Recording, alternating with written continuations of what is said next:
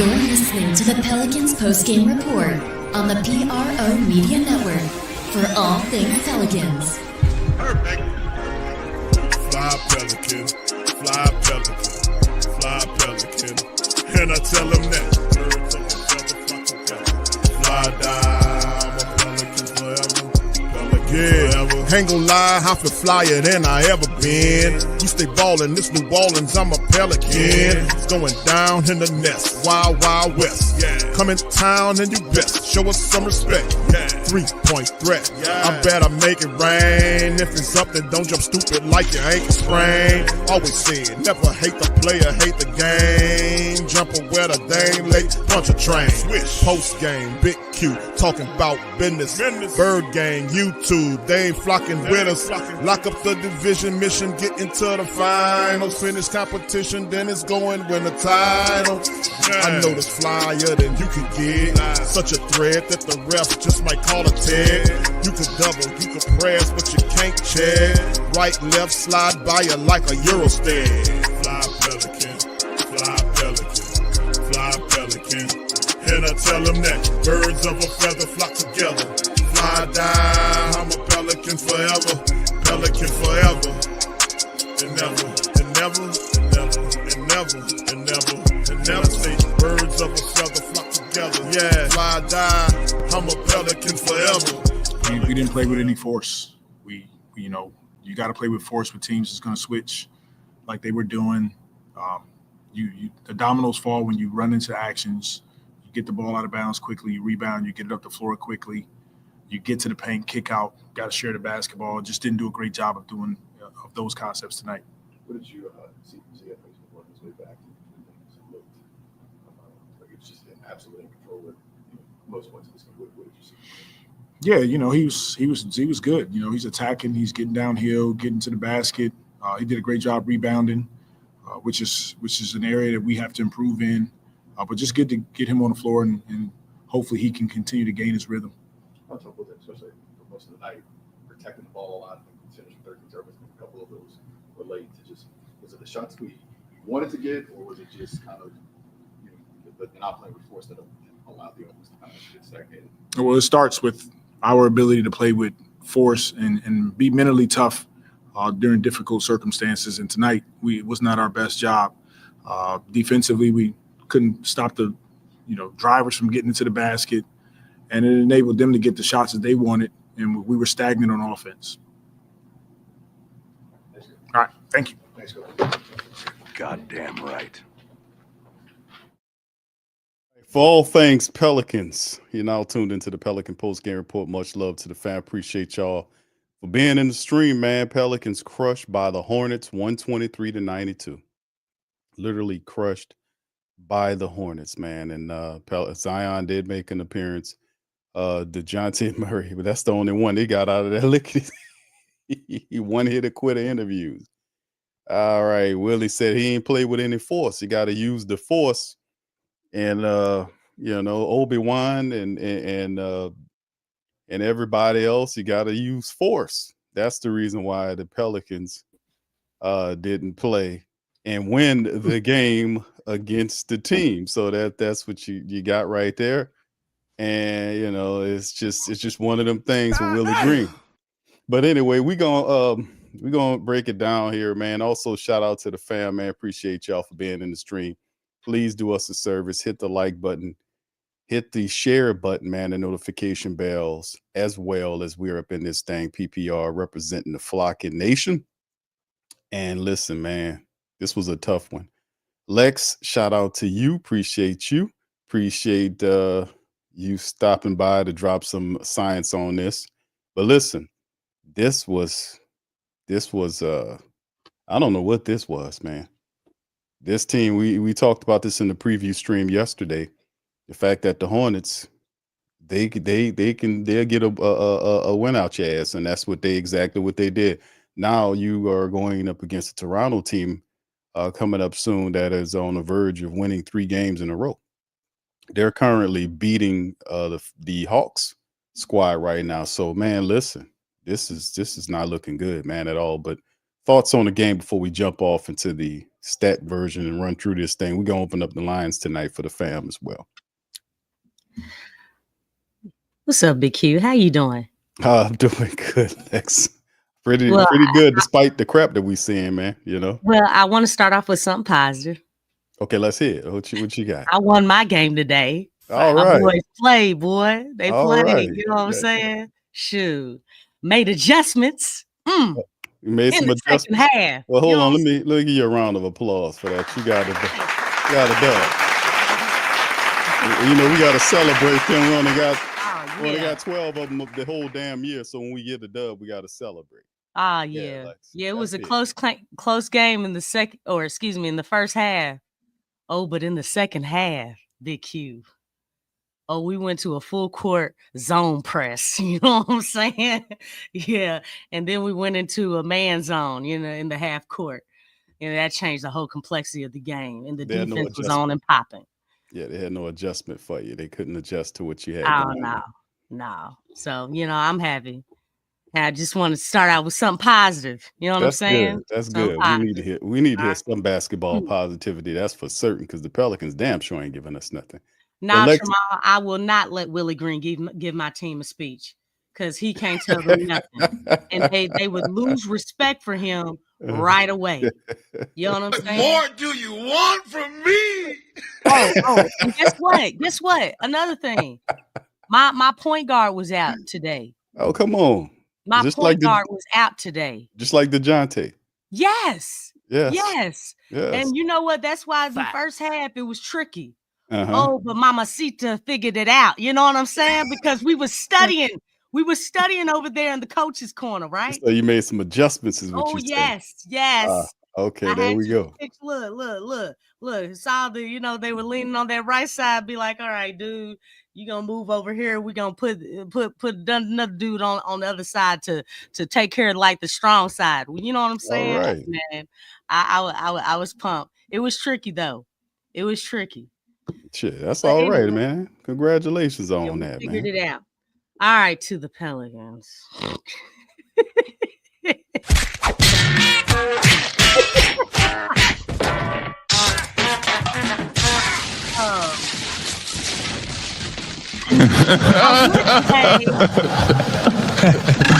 would say that oh dang, this thing is long. A bop, skip, bop, bamboo. You know what I'm saying? Shoot, I mean, golly. All right, so here we go. I would say, hey, this is the second of a back-to-back. I would say that, but you know what? Mm-hmm. The Charlotte Hornets, they played yesterday too. They did. They played yesterday too, y'all. Now, That's right. I do know that they rested 3 of their players. They rested LaMelo and Miles Bridges, and Seth Curry. Seth Curry. Yeah, they didn't play on yesterday. Mm-mm. They played today though. But obviously, shit. Zion didn't play yesterday. Could have, but they wanted to hold him out. But the thing is that golly, there was no effort at all on tonight. Yeah. Like, it just seemed like everybody was lethargic. Like, it was the first time playing on the second of a back-to-back. I think the biggest thing is that, the Charlotte Hornets went on a 3-point barrage. They were just putting that ball up in the air. And you know what's crazy? Yeah, they were practice shots. Yeah. They were wide open. Yeah, a lot of them were. Yeah. The Pelicans were playing too hard on weak side. You had Messi, who was guarding a wing. Bridges, yeah. He was on Bridges. A lot. Yeah. Did you all see that? Mm-hmm. Messi was guarding a wing. And I'm like, hey, man, like, and it wasn't just him. Like, I'm looking at the placement. When you play weak side, you have to gauge, you have to be in a happy medium when you're playing weak side. You don't go all the way over. You don't go all the way over. And that kills me. This isn't the first time that they've played like that. They do that a lot. Mm-hmm. They just play too hard. It's like, dude, that's too much space. That's too much cushion. It's too much. The thing is, it's like, really, when they do that, it's like, do you trust your teammate that he can hold his own? I mean, are we planning on giving help defense all the time? Because that shouldn't be the case where you're playing on weak side that much and you feel like your teammate can't hold their man, so you got to help. Because every time they did that, it was a shift. It was a shift. They were scrambling. They got the Pelicans scrambling every single time. And it was like wide open shots. And I'm like, dude, I'm going to need you to know the scouting report. Why are you leaving? Why are you leaving Seth Curry? Why are you leaving him open from behind the arc to go guard? What's that dude's name? Mabute? What is his name? What's the dude name? I'm gonna see if I can pull him up here. I know He's who you're talking about. he's their 4. He plays their 4 and 5. Mhm. Why are you leaving him? Why are you leaving Seth Curry to go and guard that dude behind the arc? Seth Curry is more of a threat behind the arc than that guy right there. Yeah, Diabate. Diabate. Okay. Yeah, Musa Diabate. Yeah, the big guy. Y'all feel me? Like, at some point, IQ has to jump in.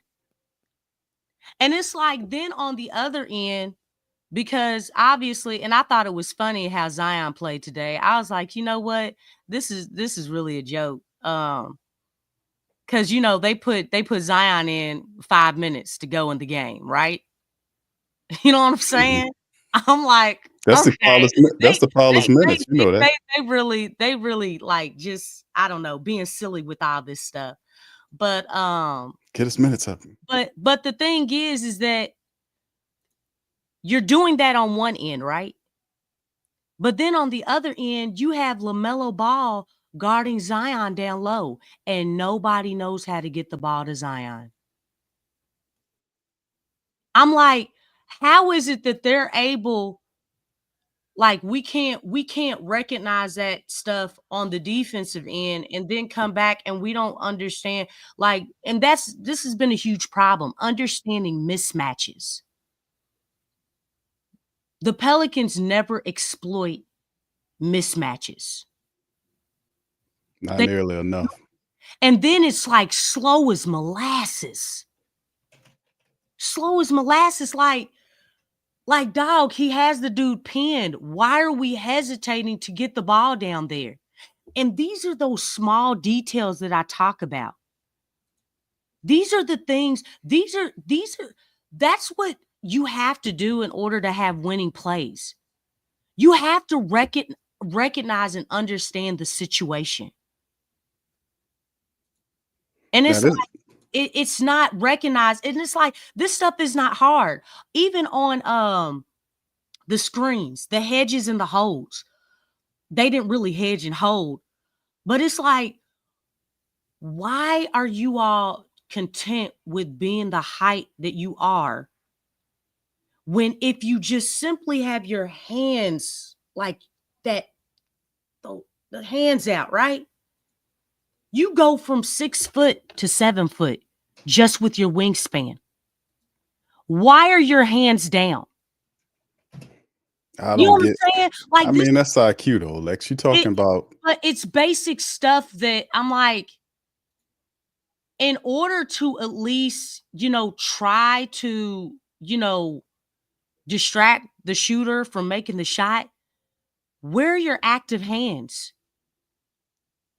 Active hands move your feet. Active hands move your feet. I tell that to my squad all the time. I tell them, hey man, look, If you 5 foot, make yourself 6 foot. If you're 6 foot, make yourself 7 foot. I need to see the arms and the hands. Like, get them out. Let them see a hand when you're closing out or something. And this is off of the screen. It's like anytime a guy comes off of a screen and you're hedging, you can't hedge with your hands down. Get your arm up.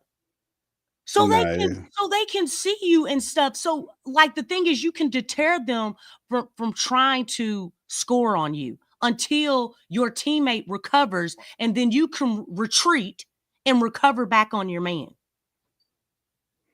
Well, And I've mentioned this stuff before. Like, these basic things is like they shouldn't have lost like this. Like, Charlotte, like I said, according to the record, they're not doing well. But when you watch their games, you know, they're scrappy. They're scrappy. Like, this is a team that can beat you. They're a team that can beat you. And so, you know, to lose by this much against this type of team is not good. I mean, I feel like, you know, Zion, he showed up. Man, CJ disappeared. I think, you know, Trey Murphy, he had spurts, but it was like, you know, their bench points were really up there. Compared to our bench points, there wasn't a whole lot. But really, there was just nothing else. There was nothing else. I mean, but 5 against 1, I mean, I don't know. When guys are involved, when you have one team that's where guys are really involved and the other team is really one guy like doing a lot of the stuff. I mean, shoot, it's hard to win those type games. I don't care who you are. You know what I'm saying? LaMelo, he had, you know, a lot of help on tonight, but he came back. I mean, I'm just looking at 30 like 30 minutes, 25 points in 30 minutes. LaMelo, he came right in there and guided his way through it. Bridges too, 22. Those were the guys that really helped him out. And like you said, CJ McCollum disappeared. 13 attempts.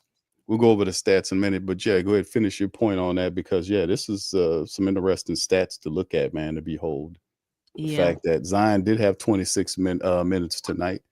And once again, he showed he got in there and had an impact. And it's just, at some point, the organization has to say, okay, we got to lift this stuff up off of him so we can be able to get more of it, because they're just wasting away a lot of opportunities. And that's obviously the point to do that, to make it appear to try to take the superstar away. But still in all, do you really need Zion Williamson to beat the Hornets? Do you? I mean, I don't know. Do you need Zion to beat the Hornets? They look like everybody looked really kind of like, you know, they were not dialed in at all. And I think the only reason why Zion, you know, played that many minutes is because when they put him in at 5 minutes, I was like, oh, wow. Because I thought once he came out, I thought he was going to be out for the rest of the game. Because that's what they would normally do.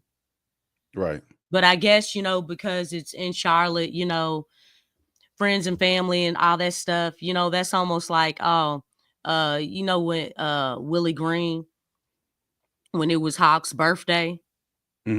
Oh, it's your birthday, Hawk. All right, I'm gonna let you get in the game after not playing you for so many games, and I'll give you 4 minutes. 4 minutes. Happy birthday. You know what I'm saying? It really seemed like that. Like, okay, Zion, you know what? We're gonna give you 3 more minutes. 3 more minutes compared to the last time you played, okay? Because you know, your friends and family are here. You're welcome. You know what I'm saying? I feel like that had the same type vibes to me. It really did. So a lot of these guys, man, played some heavy minutes. Jordan Hawkins had 39 minutes tonight. He took 12 shots. Trey Murphy was 37 minutes tonight on 17 shots. But the game just wasn't there. You could see they were locking in on Trey. And Pelicans, you know, standing still, no motion going on. Then the guy finally moves over. I'm like, dude, move the ball, dog. Move the ball. And sometimes it's like you gotta have IQ too. When you know that the shot ain't falling, Willie Green just stands there and watch. Move the ball, man, for a better shot. We don't have to take these shots that's halfway between the 3-point line and the logo. I mean, there's a better shot than taking a prideful shot when you cold, man. You just jacking up shots, man. So it's like, and Willie Green will never say a bad shot. He won't ever tell you that that shot is bad, because his model is we get 40. We want to get, 40 attempts a night, and we got to get that some kind of way. Yeah, Not all he's like those 3 shots are going to be points good shots. and pace, and that's all he's That's on. all he cares It's about. like, dude, like the game is more than just pace and getting up 43s. Like it force. has to make sense. There's more to the game, and I think that's what's hurting. It's like, come on, where's your strategy? But What? you What'd know, you say? I What'd you don't. call You it? know, the thing is that he don't got no chess What's moves. that word you said? Huh? What'd Where's you your just say? strategy? What's that? Oh yeah, he don't know what that is. I don't know what that is. He don't know what that is. All right, shout out. I do want to point out something else though. Yeah, hold on just a second, Lex. Let's give Wyo some love. Oh, okay. He says Wyo says thank y'all. Think y'all could go blind. We'll be all right, brother. Keep the BS that we watching with the Pelicans, man. But thank you, man. Appreciate you there. Yeah, instead of thank you very much for picking me up, bringing me back to this world. Stay cool, nobody gets hurt. Take the money out, all of it. Come on, wasting my time now. Come on, come on. Stop stalling. Hey. All right. All right. Go ahead, Lex. The floor is yours. One thing that I noticed, and when I saw this, I was like, oh man, I already knew something was wrong. Who did they have in the starting lineup? All right. You don't know who they had in the starting lineup. You don't know. Well, Lex, I kind of got in there late, to be honest. Oh, okay. Like all right. Well, so I ain't see the lineup. I'll tell you. I know Zion was one of them. Zion. Okay. Well, Zion was one. All right. I'm a list it from 1 to 5. Okay. Okay. From 1 to 5. CJ McCollum, Jordan Hawkins, Trey Murphy, the third, Zion Williamson, and Yves Missi. What's interesting about that lineup? Okay. You got some defensive problems I can see right there. Okay. You got anything a couple else? Defensive issues right there. And feel free, everybody in the chat. You know what I'm saying? Because I like doing this. I think it's fun. Just asking questions. Just asking questions. Let's see. Okay, Yeah. Brother Stacy. All right.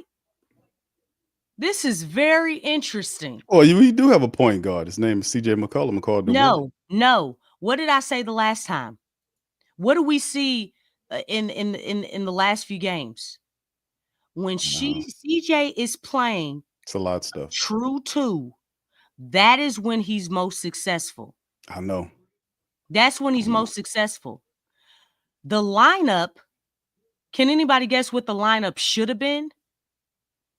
Any lineup that puts CJ McCollum off ball, that's what the hell it need to be. Okay, so instead of Jordan Hawkins being in the starting lineup, who do you start? I mean, obviously you did have Jose Alvarado coming off the bench for 32 minutes. So he played like starter minutes. But the thing, no, it's not that, but it's about getting off to a good start. He's the only other true point guard on this team. Yeah, he is. Other than DeJounte. That's true. And the thing is, you don't have the other dude, I forget his name. They waived him. You don't have him, which I really feel like they should go on and waive Jamal Cain and bring him back. You know who I'm talking. Yeah, his name is just eluding me right now. Yeah, Elfrid Payton. You see where I'm getting at? Yeah. The thing is that there was no playmate. Like, I'm telling you, CJ is not it. All you had to do was insert Jose in the starting lineup at the 1, CJ at the 2, Trey at the 3, Zion at the 4, and Messi at the 5. When I saw that lineup, I was like,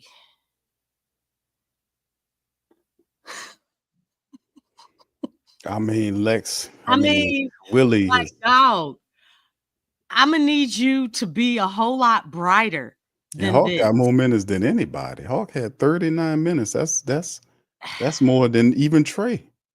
So Hawk was out there. I mean, he was out there. It gave him minutes, but his thing is not defense. He damn sure ain't a point guard. And I mean, anytime I just DeJounte Murray go down, Lex, that's a standard move that the Pelicans always foolishly do. They shift CJ to some guard, to the guard, the top guard position. Like oh yeah, it is he's the if they did that when he first got here before we had Murray, they was putting him at the point guard position, even though that's not what he yeah. really does. It's just I mean, it's not that it's no, it's like what Daniel say. He says, KYP, know your personnel. And they it's a need different to playbook let than go of this notion that CJ can play point guard. They need to let that go. We've already did the trial and error. We've already did that.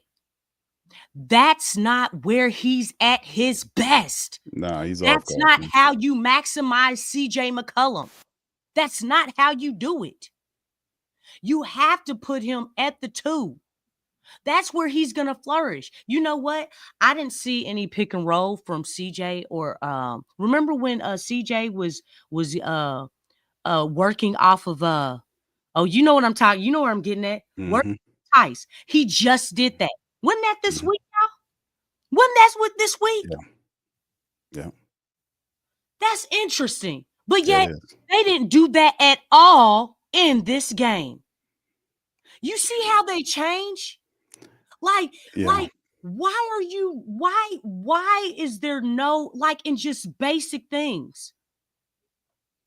That's something that you have to retain, that you have to remember. Like Tice and CJ was running off of Tice, getting handoffs from Tice, had a 2-man game. It was actually 3.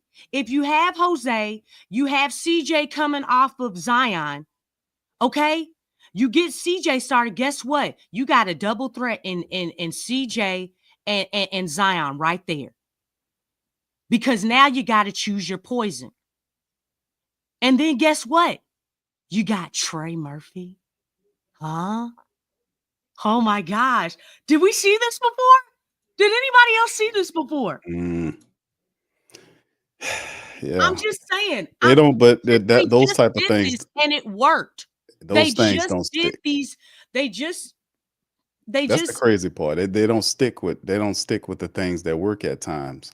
It's just crazy, man. And it's like I said, it's Willie Green standing up there and it's just the IQ of the team. It's just very strange, man. It's like basic things. it's a like shifting this, foundation. It's not rocket science. I mean, for really him, isn't. it is. For him, it is. His Well, defense you ain't know worth the what? shit. It He looks can't. like it's rocket science for the whole staff because mean- no one is pointing it out. And that's what I've said many a times. Like, look, Willie looks bad, but you know what? Everybody, his whole staff looks bad. They do look bad. Everybody looks bad. No one is looking good in this situation. Why are you not allowing CJ to roll off? Really, really put whoever's guarding him, man, make them work. Make Zion's man, like, Hedge, have to help on CJ. Guess what? Then you have Zion, who, when he gets downhill, did he get downhill on the day? I want to say there was a few plays I seen him when he was underneath. The guy gave him a pass. Let me see if I can pull one up. When CJ McCollum gave him a bounce pass underneath that he finished strong at the cup. So I mean, there were a few plays that I seen, but nothing so much as him just doing what we customarily see in terms of him playing that style, that aggressive style of ball. But I don't. watching them tonight, they just didn't have it, Lex. I mean, what Yeah. I see, they just didn't have none. They didn't win one single damn quarter tonight. They No, weren't. they They didn't. were.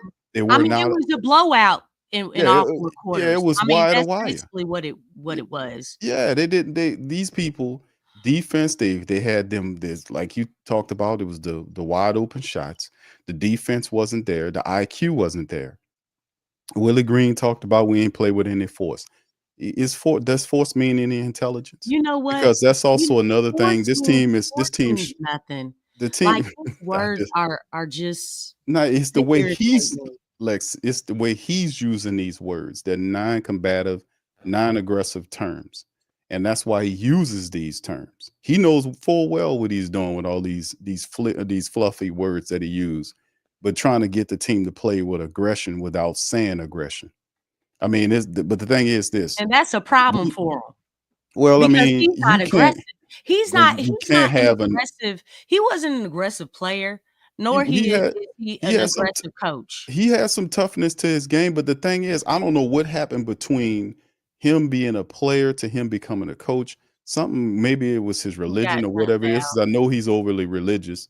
Is that's a part of that has You know taken what? away a lot of the The aggression that he religious had. thing, hey man, And like I'm not for all not that. even with that either. Because the thing is, you can still do all that and still have passion for the game. Trust me, I know firsthand. He don't have You no know what I'm saying? So I don't see passion in the game. I don't see. no, My he thing is doesn't. He don't having got enough passion. passion for me. Having Maybe passion is one thing, look, but being either he intelligent loves is the another game too less, or I love the game too much. You know what I'm saying? So thing. I don't know. I'm confused. The intelligence aspect to the Pelicans foundation of whatever they're doing is not consistent. It's not, because And when it's the same thing with that dude, somebody man. push on them or challenge them, they waver. They don't tend to fall back to it. If somebody attacks you, like as a basketball team, you usually rock back to your foundation. You gather yourself and you go with what you know. This is not what the Pelicans are like. They're on water. It's a floating foundation. They don't have anything that they rely on consistently. Some nights they play with a great degree of freedom and intelligence, and other nights they're not there. And most nights they're not there. The thing that Willie Green's supposed to be good at is defense. This team is not defensively that good. You see them get walk-up lines. You see wide over shots. You see guys overcommitting on players they shouldn't be overcommitting to. The space is bad a lot of times. The guys miss foul shots they're not supposed to miss. Guys are not crowding and getting to the Guys offensive don't know how glass. to There's move. only one damn guy that gets offensive rebounds. One guy. You got 4 guys standing around the circle, and guys are shooting the 3-pointers and shit, and nobody underneath that to get enough assists. So we supposed to beat teams with one hit a quitter. So if we don't make the 3-point, just go ahead and run on back and defend. Yeah, What kind they of do dumb that shit is that, anyway. man? And then the switching philosophy is ridiculous. You know, you don't switch yourself into a mismatch. That's low IQ basketball, man. And then on top of that, the guy at the top is not doing anything about none of this. He just disappeared and let all of this go. So at the end, this is a calamity, it's a catastrophe. There's a lot of craziness going on with the Pelicans. But in the end, ain't no way in the world the Pelicans should have got blown out by the Hornets tonight. This is ridiculous. They hammered these people tonight. You know, despite Zion putting up whatever he put up, it don't mean shit in the loss. These people got beat up by Charlotte tonight. This is a 12-win team, just like the Pelicans are a stinking 12-win team. But you're supposed to have some pride about yourself. You really are supposed to have That's some why I pride. said Especially most of them guys from over there. How you go out there and turn out a performance like that? Charlotte saw barbecue chicken. And I said that. Pelicans. I just said that. You know what I'm saying?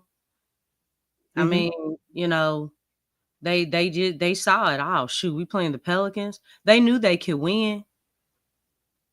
The Pelicans haven't been consistent this year. Right. Yeah, they haven't. And then I didn't know DeJounte wasn't going to play today. So, you know, that it's really something, because when we find out I think that was who's before playing Lexxah. and who's not playing, it really changes the complexity of things.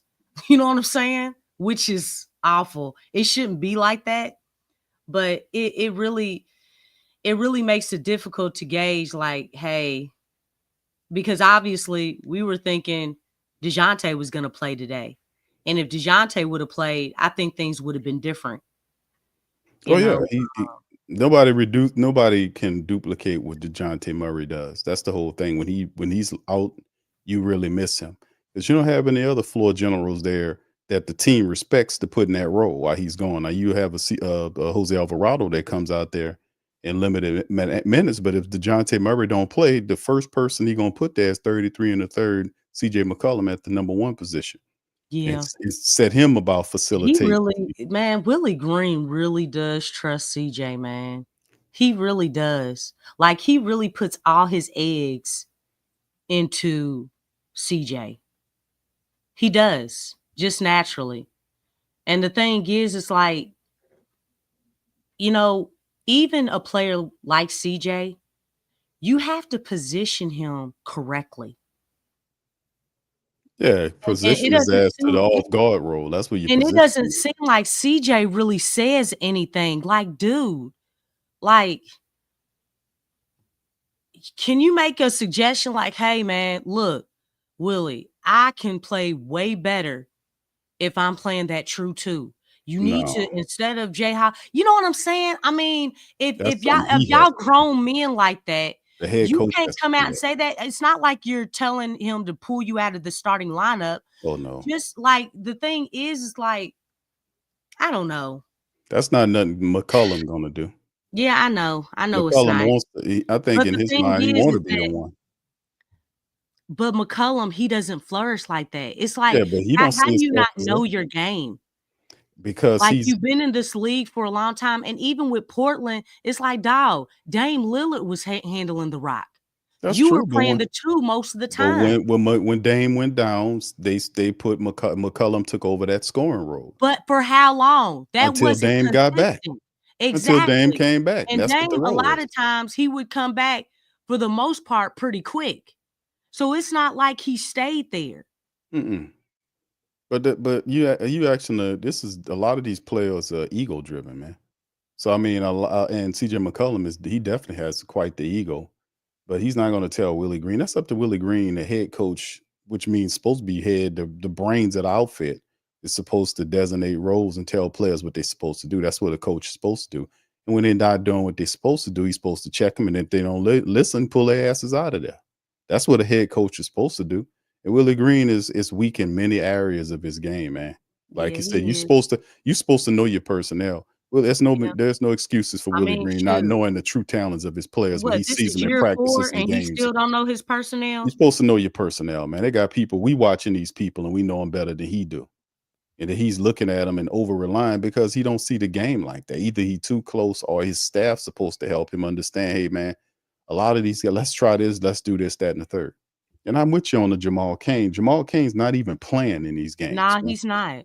So why is he here? Now you get rid of Trey Jemerson, you get him out. I'm like, that guy not even playing. They had Antonio Reeves in there. They had, they played Carlo Mekovic tonight. You need to start, you need to put And you going, know you need what? to get rid of Jamal Cain and It's like and he's bring not even Alfred out Payton back. there. He don't have no confidence. I mean, of It's course like, he does. He doesn't I play. wish one thing, well, I don't even know if I should even say this because I don't know. I mean, all this stuff don't really mean nothing because the thing is, they just gonna turn around and do it the next game. But like Makovich, we all know Makovich can play, but I kind of feel like he's being thrown out there. You know what I'm saying? Like, I don't know if he doesn't know what's going on, but or if he has low confidence, but he doesn't look comfortable. He doesn't look comfortable at all. Mm-hmm. And it's like, dude, what are you doing to empower and to help elevate your player? Someone that you know doesn't get a lot of reps. You know what I'm saying? What are you doing to help him? And Right. I know these are they all grown men and stuff, but it's like, hey man, coaching, I feel like coaching on an elementary level is no different than coaching on the pro level. You got to coach. You got to help your team. You got to help your players, man.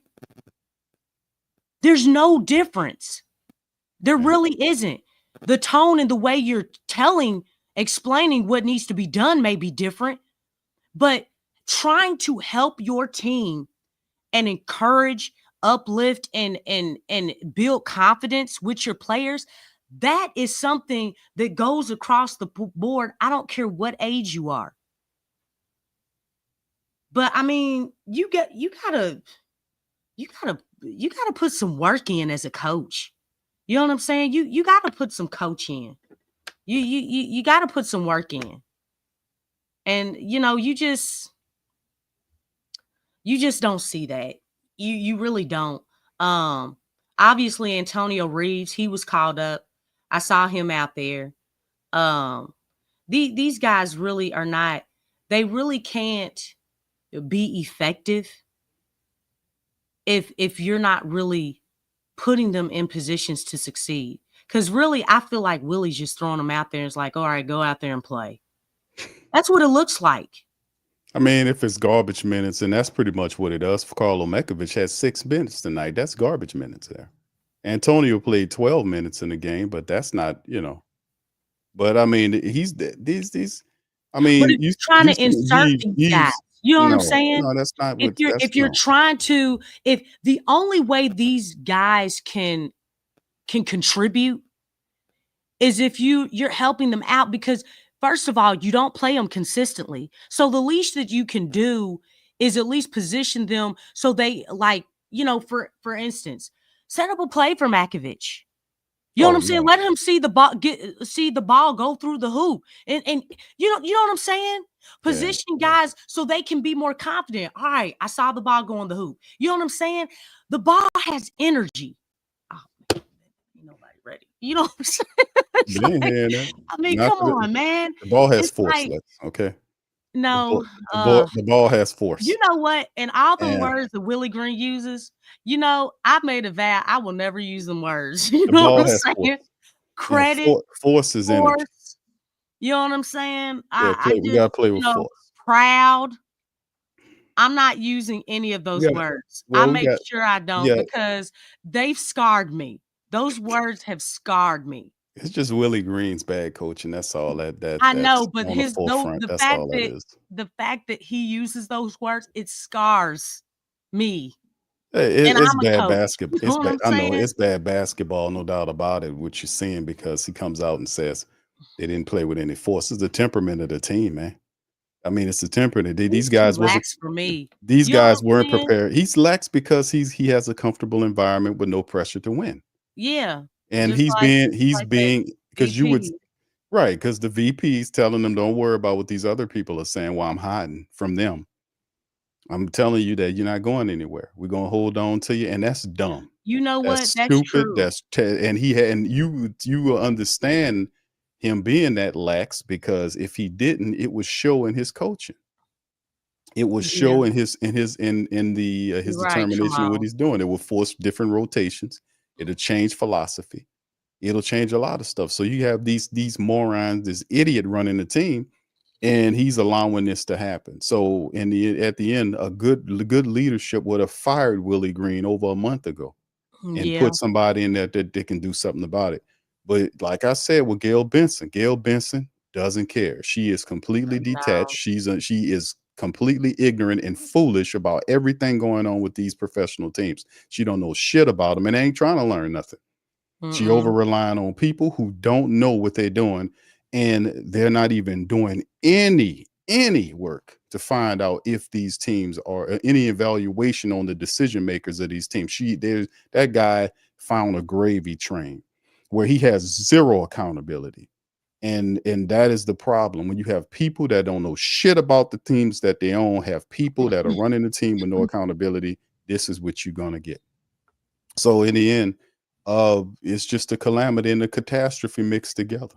And the Pelicans sitting up here at 12-34 on the season on a 2-game losing streak again, going to Toronto in a day or two to take on the Raptors, who are a team that's actually playing some pretty good basketball right now. They're playing. They done won 3 in a row. So I mean, I think they won tonight. Matter of fact, they were playing the Hawks. They played the Hawks twice. I think they won tonight. I'm gonna have to check the score on that to see what they did. But let me see. Did they win tonight? I want to say Toronto. I seen them. They beat the Hawks. They beat them 117 to 94. They beat the Hawks, so they're on a 3-game winning streak. So I mean, yeah. I mean, any team that plays with like the Hornets played tonight, the Raptors gonna come out with a similar chippiness and aggressiveness. They're gonna come out. That guy, the beat crap guy, he's gonna have them guys ready to play. So I mean, what can I tell you, man? The Pelicans. This is when you have dumb leadership and stupid, lying, crappy people at the top of your organization that don't know what they're doing. This is what they're gonna do. They're gonna hire people that don't know what they do, and they're gonna allow them to screw up. Then it'd be a time wasting exercise. I came across an interview by Chris Paul. He was on Ryan Clark's show. I think this came out about a year ago, I want to say. And he was basically talking about why he left New Orleans. You know, he was talking about the organization, and it made me go back in my head about, he said he really didn't want to go, but the team at the time was the ownership was changing, and the NBA bought the team, and they were getting rid of a lot of these players. And he was told that the team was going to move. He said that they were going to move to Southern California. He was told different things. And he really didn't want to go, but they were telling him that that changes were going to come. So him and David West decided to leave. But he said that he never really wanted to go. He loved New Orleans. No disrespect to somebody else he mentioned. I forgot whoever he mentioned, the other team. But he said New Orleans had a special place in his heart. And that's the same with a lot of these players. You had players that's going in the damn Hall of Fame. Chris Paul, Anthony Davis was phenomenal. This was a class player in terms of his abilities. A dominant player. Both of those players gave multiple contracts to this stinking garbage franchise. And what they did was they wasted time with bad leadership, bad decision making, like they're doing now. And eventually they're gonna run Zion Williamson off, because sooner or later, when he stopped behaving like a man child and become a full-blooded man with his thinking and his moves, he gonna eventually want to get out of here too, because he will see that the Pelicans aren't about winning. They're just a bullshit organization that's just trying to make money off the people. They don't have any idea of what they're doing, and this is the real deal. They don't have any idea of what they're doing. Willie Green will not win you a chip. David Griffin won't win you a chip, because David Griffin don't know what he's doing. He didn't win that chip in Cleveland. That was LeBron. That man was out there screwing that team up out there. And we bring this clown in here, and he's doing it here. He don't know what he's doing. He doesn't know what he's doing, and she don't know what he's doing. So, I mean, in the end, I hate to be so hardcore and real, but that's the thing. This is why these superstars leave over and over again. That's why they leave, because they sooner or later realize that these people don't have a clue. And that's what happens. That's the damn problem.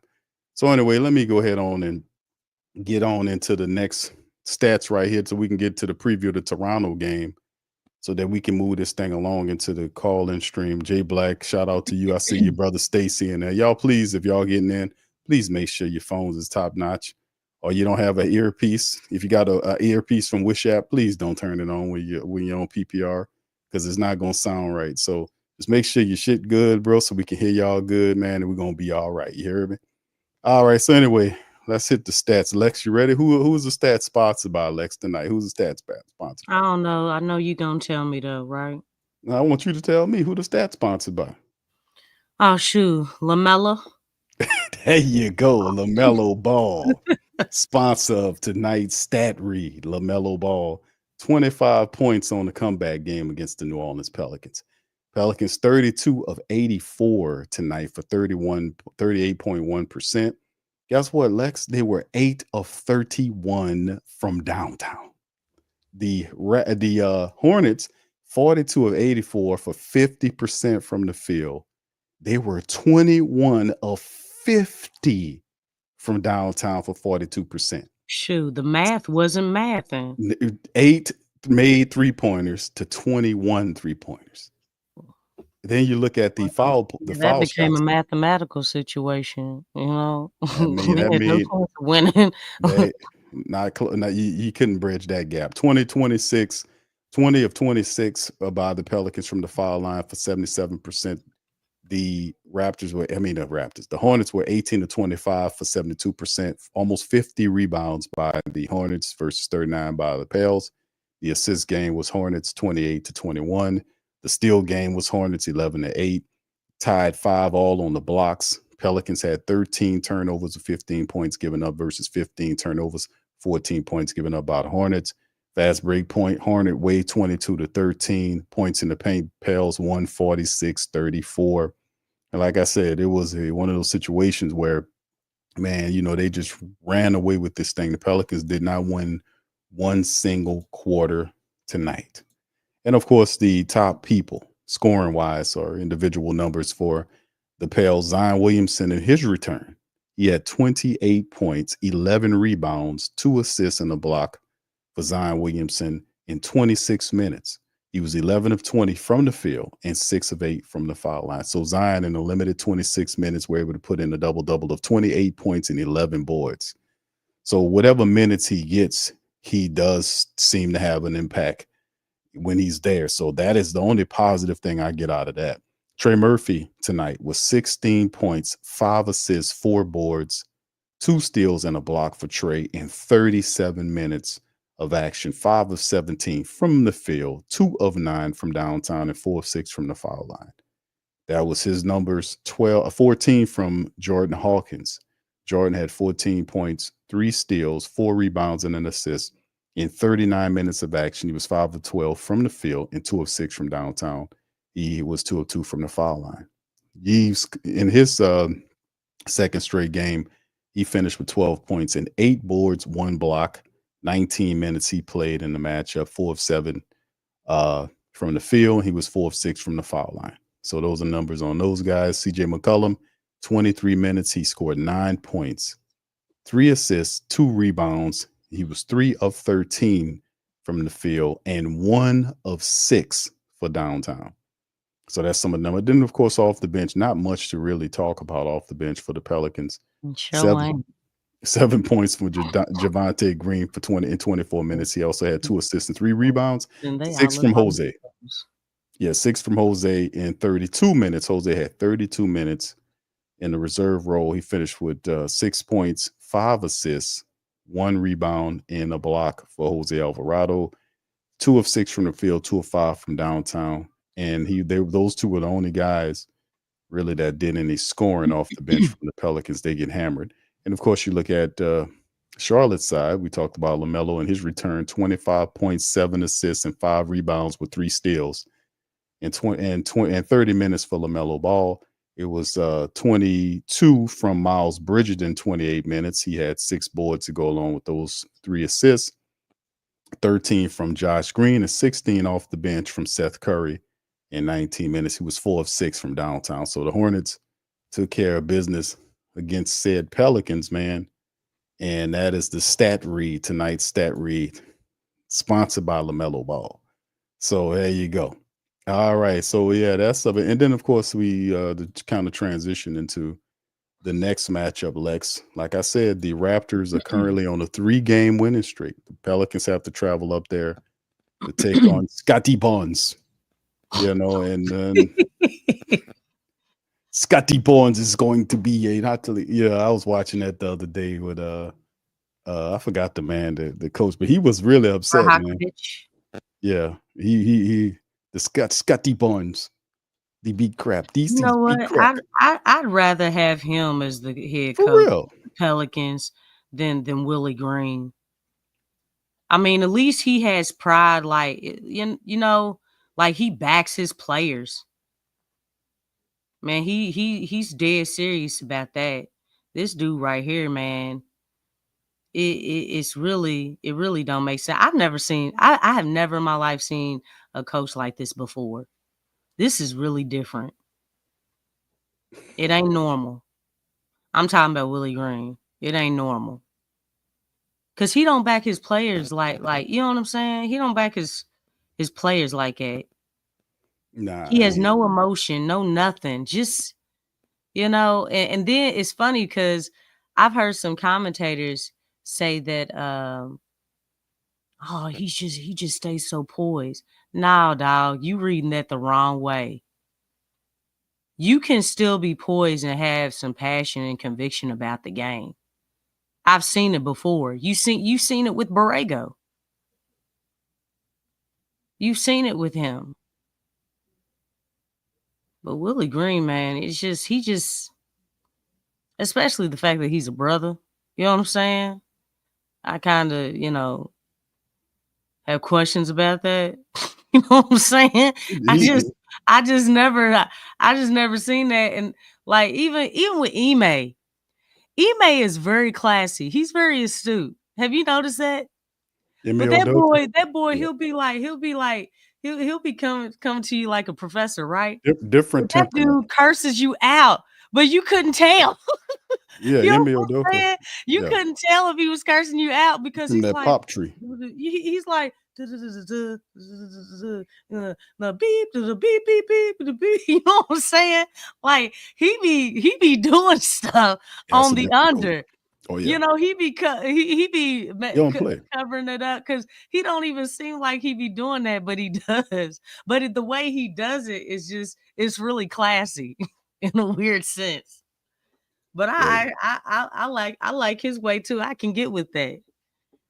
Yeah, Ime Udoka is he was a guy that scandal forced him out of Boston. So Houston was able to get a real steal with that, man.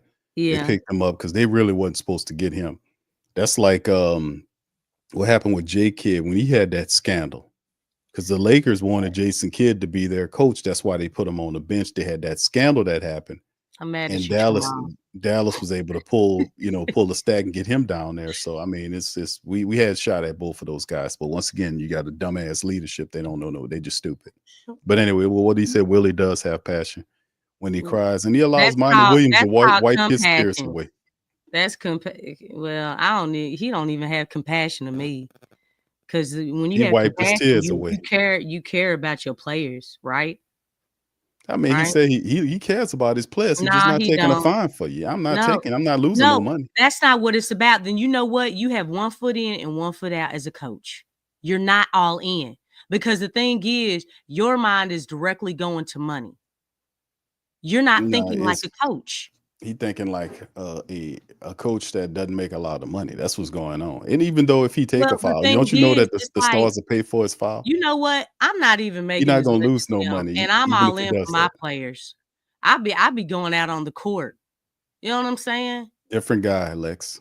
You can't equate. That's apples oranges. I'm just saying, hey man, I'm not even making as much money as you, and that ain't no good excuse. If you a coach, you back your players. If you are a coach, you back your players. Agreed. If you are a coach, you back your players. Agreed. That's what you're there for. Because the thing is, do we want the players to chew out the refs? Do we want, you know what I'm saying? Going off and doing stuff like that? Is that what we doing? Because that's not good. You are there to help protect your players. You know what I'm saying? Somebody has to have their back. Like, hey, man, because I look at my players, I'm like, hey, I don't want y'all arguing your cause. That is not your job. That's mine. And if you try to steal my job, well, you got a problem with me. You know what I'm saying? That's not their job. I let them know that. Shit, man, that's typical stuff that every coach is supposed to do if they want to, especially if you're trying to establish a culture. You've been here for 4 years, man. And this is supposed to be a lot further along than what it is. But in the end, this is it's not what it's cutting for right here. I'm gonna just be honest. We just talked about that. But Lex, let me hear from you with the thoughts on this Toronto breakdown. Be crap. Are you gonna play it? Yeah, I'm gonna play it and be crap. We need to hear your breakdown on that. Well, we know he's gonna back his players. Especially, and this is not happening first time for us. Scotty Barnes is going to be all-star. He's going to be the face of this league. And what's happening over here during whole season, I've been calling it back. It's a complete crap. And look at them eyes, man. Look at them Oh, them eyes. eyes, boy! If them eyes had laser beams, they'd be killing every damn reporter in the building. They brother. show look go be ripping up their papers. You know what I'm saying? Burning some skin. Burn all this shit up, shooting them all in the Oh face. my Every damn thing gosh. going on, man. Oh That's my pretty good, goodness. man. But yeah, imagine if Willie Green had that type of passion, man. That'll be He awesome. don't even come close. No, And he he don't. look, he Yeah, don't it's even come close. He don't even hit a percentage of that. all right. Well, let's see. What happens here, Lex? We know Zion should play in this game because it's not a Okay. back to back. You know what? So there Yeah, you go. because it ain't good. DeJounte Murray, They don't hopefully he'll have be back. back-to-backs. If they had that, Lord Jesus, we really be having problems. Nah, But yeah, this is on the 27th, so they got a little time. so it's on Monday. Who's playing? Who's playing? I think all the guys is good to go, if I'm not mistaken. Let me see. I put the lineup. Quick EQ. I mean, IQ's not I there. think they interviewed Zion. We gonna watch that too. It just came to my phone. But Yeah, I'll put it up in a minute.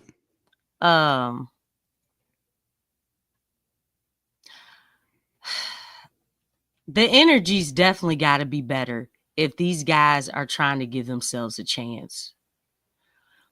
I would say the coaching has to be better because in actuality, it does have to be better. But the fact of the matter is that it's probably not going to be better. It's going to be probably the same, if not worse. So, They might mess around and win. They should be able to win this game, man. But they so I mean, unpredictable. that's what we said about, Yeah, that's what they you said mess around. about Charlotte. You know what I'm It- saying? Because I they- wasn't sure about Charlotte because Charlotte is scrappy. When you watching them compared to looking at their record is two totally different things. You can't always go by the record. Now right. with the Pelicans, you can because it's like, it's just different. It really is different. But they should get this game. They should. But the Raptors, I mean, again, they're looking at the Pelicans just like Charlotte was looking at the Pelicans. And it's like, oh, shoot, this is barbecue chicken. Right? They feel like, I'm telling you, these lower teams that are in the same boat as the Pelicans, they feel like they can beat the Pelicans. They feel they know that they can. They have a boatload of confidence. Oh, shoot, this is an easy W right here. I'm pretty sure that's what they're saying. Now, obviously, the Pelicans can prove them wrong, but at the same time, the Pelicans need to be coming in with that same mentality. They need to see barbecue chicken. It's But unpredictable. that's what the problem is. They're People unpredictable. Willie don't see barbecue chicken. It's like he's just showing up like we got another game. It's like, are you trying to win, Willie? Yes. Are we trying to get better? Are we trying to put the right lineups out there? Are we trying to call better plays? And really the answer to all those is no.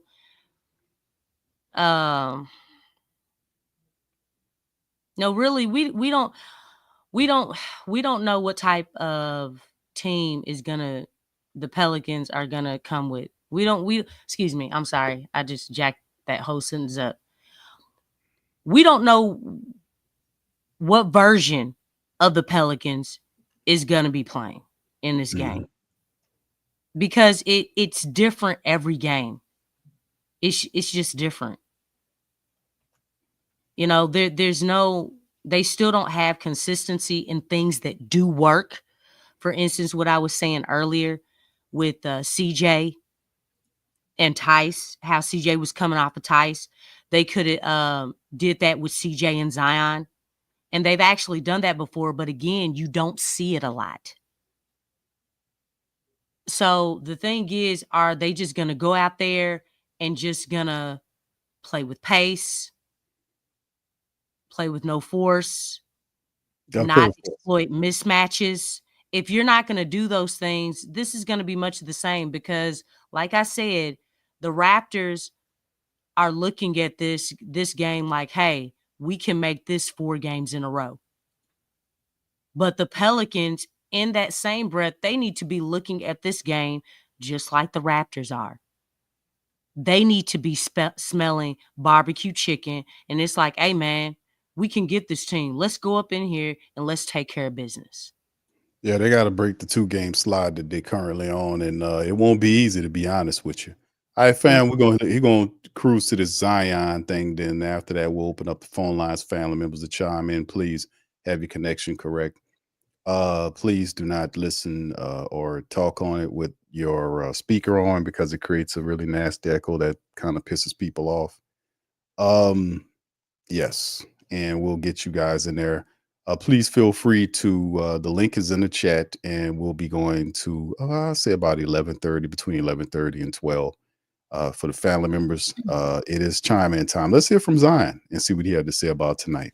First game back, a little break for you. How did it feel getting back out there tonight? It felt great, being back out there with the team. Even though I didn't play on the first end of the back-to-back, you could tell that we were overall sluggish, definitely to start the game off. There were times where we try to pick it up, but, Charlotte would always hit a timely 3. Just one of those nights for us. You starting to increase those minutes, getting kind of more into a flow of things. How are you feeling on the court right now? I'm feeling good. Definitely still frustrated, with the minutes restriction. Because, I feel like when I do find that pace of the game, get subbed out. But I understand why they're doing it, though. Development of Trey over the last. You ain't the only one who frustrated. The best months of his career, not just scoring the ball, and it's not just shooting anymore. What have you kind of seen from him in this last month? I mean, numbers-wise and eye test-wise, he's improved in every aspect of his game, even shooting. Man, I can't even commend him enough on the work he's put in, growing as a leader on and off the court. Trey's just doing Trey things, but even more. Appreciate it, Z. First game. Right, that's Zion, man. That was a little short. That's a short-ass interview, man. You expect? I mean, they lost. I mean, they probably trying to get it on the plane or something. I don't know. They ready to go. Ain't nothing really much to talk about with this game. That was a little good game, though, Lex. By 30 points. You lost by 30. Willie wasn't upset. I know he wasn't. He never is. He's like, he was upset 3 times this year. You know what? He was the most upset he's been is when DeJounte came back and really kind of threw him under the bus a little bit. You know what I'm saying? And he was like, he all of a sudden, everything that was causing them to lose, for that press conference, he was airing out all that and saying, like, this is just unacceptable. Like, what? Dog, y'all been doing that. Y'all been doing that all these games. Now, all of a sudden, you just now realizing that, we just can't, we got to come out with better energy. And you know what I'm saying? And, now you ain't proud of them. You remember that interview? Yeah, unfortunately, I do. Yeah. Thank you, YO. Talking about the team being soft. And I'm like, dog, y'all been soft all season. Willie's the reason why they're soft. Exactly. If the team is soft, you turn them in it. Like, right. So you just realized it for that game, and since then he ain't saying nothing. He's soft. Ugh. Willie created a soft team. That's what they are. I mean, these guys. I mean, man, it doesn't make any sense, man, at all. But if you don't like where his team looks, he's the reason. He has no foundation whatsoever. His defense is not what it's supposed to be popping. I mean, the team, a lot of times they don't know what they're doing. The rotations, they overcommit. They don't read the scouting reports. They don't know their personnel. It is what it is. Well, big ups to y'all, man. Appreciate y'all being in the stream, man. Much love to everybody. Y'all hit that like button. We're about to open up the stream to the family members. The links in the chat for family members to pop in. If you want to say your piece, we'll be going up until probably like 12 o'clock, maybe 11:30. Speak now, my brothers. Yes, y'all opportunities to be heard. We got brother Don in the chat. We're gonna bring him in first. Don, welcome on in. How you doing, brother? What up, my brother? You're on mute. I'm in there. Yes, sir. Yes, you're in Man, here what's now. up, y'all, man? How you doing, brother? I'm doing good in my life. You know what I'm talking about? But Okay. Pelicans reality is really it's FUCK them straight up. I'm sick of the team. I'm at a point now where I'm no longer a fan of the team, the organization, until there's new leadership, until there's a new coach. I support the players there and everything, and I wish they get what they need and what they deserve. But I cannot support something that's not supporting itself. And it's going to drive us insane, real supporters insane, trying to support something that's not supporting itself. You dig what I'm saying? We out here trying to lose, man. We out here trying to lose. We not trying to win. For New Orleans to change its future, for New Orleans to change what we to change themselves into a winning organization, we gotta win. There's no tanking with us. There's no losing with us. We gotta build a good foundation of winning tradition, winning habits. Forget trying to tank and get a high pick because we have bad habits. So once the high pick come here that they so-called might be trying to replace Zion with, then that ain't gonna do nothing. That's not going to do nothing because the habits, the environment, it's not a good environment for you to function in, period. It's toxic. It's not real. It's flawed. That's why when we watching this game, we feeling the way we feel because everything is flawed, bro.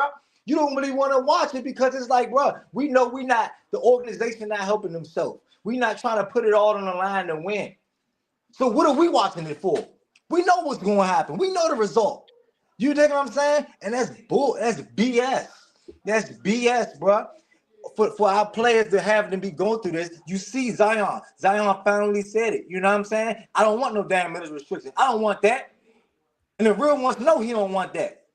You dig what I'm saying? Zion want to play, bro. Zion want to play. So the New Orleans, like, bro, we trying to lose, bro. The dude minutes was going down each game. David Griffin always pulling somebody out. Somebody always hurt or sitting out. If they say people got injuries and sickness and all this stuff, man, that's BS. That's BS. They want to suspend Zion. Come on, bro, that's BS. Y'all hold him accountable, but y'all don't hold yourself accountable. What's up with the weak ass coach y'all got in there? Hold him accountable. Where his accountability at? That weak ass coach, where his accountability at? Where's the standard at? So we're a flawed team, man, and it's BS. We're not helping ourselves. We're not even taking advantage of maximizing the product that we have. That's how that is what you support. You support a team that's trying to maximize what they have. I don't mind losing. But when I know I have a team that's not meant to lose, I'm not rocking with that. Now, if I had a team that I know, bro, we don't got stars, and we got youngins on the team, and we ain't, these players are developing and all of that, then okay, I'm fine with losing. But as long as I know we're doing everything we're supposed to do to build our team, to build a winning organization, that's fine with me. But this team is not doing that, bro. We have a playoff roster. And if you put these players on some organizations, it might be a championship roster. But bro, we're not doing this, bro. And Big Q, I appreciate you bringing me up on this stuff about the hierarchy and the ownership and the leadership stuff, because I wouldn't think about all that shit for years. I'm thinking, just on the coaching spectrum and what I'm saying, players and all that. But dog, once you realize, and I ain't no Saints fan, but you even enlightened me on that, like, brought me aware to that, like, dog, this is a New Orleans problem. I just seen what the Saints had an issue with. They was trying to hire Aaron Glenn, but dog, he didn't want to come in because they said, he said they wasn't trying to fire Mickey Loomis. I ain't no Saints fan, but I just seen that news, so I see this is a New Orleans issue. So, dog, they don't deserve to have no fucking fans or no supporters. It's F them, real talk. Because they saying F themselves. You saying F yourself, I'm not going to support you, bro. I'm not gonna support this organization, bro. I've been here for years. I've been a fan of this team for years. It's getting worse and worse. It's getting worse and worse. I have other sports teams that I like. I like Georgetown Hoyas. I like the New England Patriots. I like Boise State Broncos. Georgetown been losing for the last couple years, but I've never been this pissed off with Georgetown because I know they're trying to build something. I know they're fighting for something. I know they're making sense out of stuff. They're putting things in and putting people in position. So it's not about the losing, bro. It's about the approach of how you're doing it. It's about the approach of how you're doing it. Are you trying to help yourself? And y'all enlighten me on the David Griffin on how he is. I started realizing, I was like, damn, like, even Lex, you brought me up on this, like, bro, like David Griffin is really about the human element of things more than the winning element of things. So go back to when he was with LeBron, you know what I'm saying? He wanted to get out of there, you know what I'm saying? Or he got pushed out or whatever because he wanted more control. He seen Braun had more power because that's what he's worried about. He worried about that power. And it explains why he got, like y'all say, he got all these weak coaches and people that don't speak up around him and stuff like that because he want to feel like he got the power. That's why that shit in place. So if somebody here worried about a human element more than winning, bro, get them the hell out of here, bro. Human element is cool, but that should never overcome the winning element first. Combine it together, yes, winning, human element, but don't go. Are you a good human? Don't worry about the winning. That can come later. Are you a good human? Are you a good? But can you coach? All right, good. Come on, Andy. Yeah. Like, bro, forget that, bro. That's what that is stroking his ego. Like, yes, this is the environment I love. Yes, baby and Zion. Taking away, Lex, you were so genius for putting me in perspective for this. Taking the leverage away from Zion. When you come in and he's giving Drew Holiday the spotlight to say he's the MVP, he's the leader of the team. Zion fuels off of pressure. So once you take the pressure away from Zion, now it's like you taking away what fuels him. You took the coach away that put pressure and held his team accountable in Stan Van Gundy. You took that away. Zion had a coach in college that held him accountable, that put pressure on him. So Zion fuels off of pressure. So why are you taking that away when he came into the league? Why are you babying him now? Why are you coming back from injury? Well, because he's operating for ego. He wants the power. Well, he only wants it to be his way. And right now, that's losing. So he's willing, that's what he's going to do. So, okay, Zion, he's getting injured, he's not helping, I know, and he's not helping me, even though I have him on this restriction. He's not helping himself, but damn, you got him on a restriction. What the fuck can he really do? You know what I'm saying? So this is BS. I'm tired of it. I'm sick of it. I'm very, very genuinely sick of it. This is the worst organization, dog, I ever been witnessing. This is terrible. This is terrible, man. I'm tired of it. Zion, I know he's tired of it. He just ain't been as vocal about it. And I guess sometimes, we as fans have an outside perspective and, we don't have the money they got. So, sometimes them dudes don't speak up about certain things because, they on the contract. They got that bag. At the end of the day, they're getting that bag. So they might not express it, it's how we might express it. Or as soon as we might express it. You know what I'm saying? They might take time, but at a certain point, bro gonna say, shit, trade me.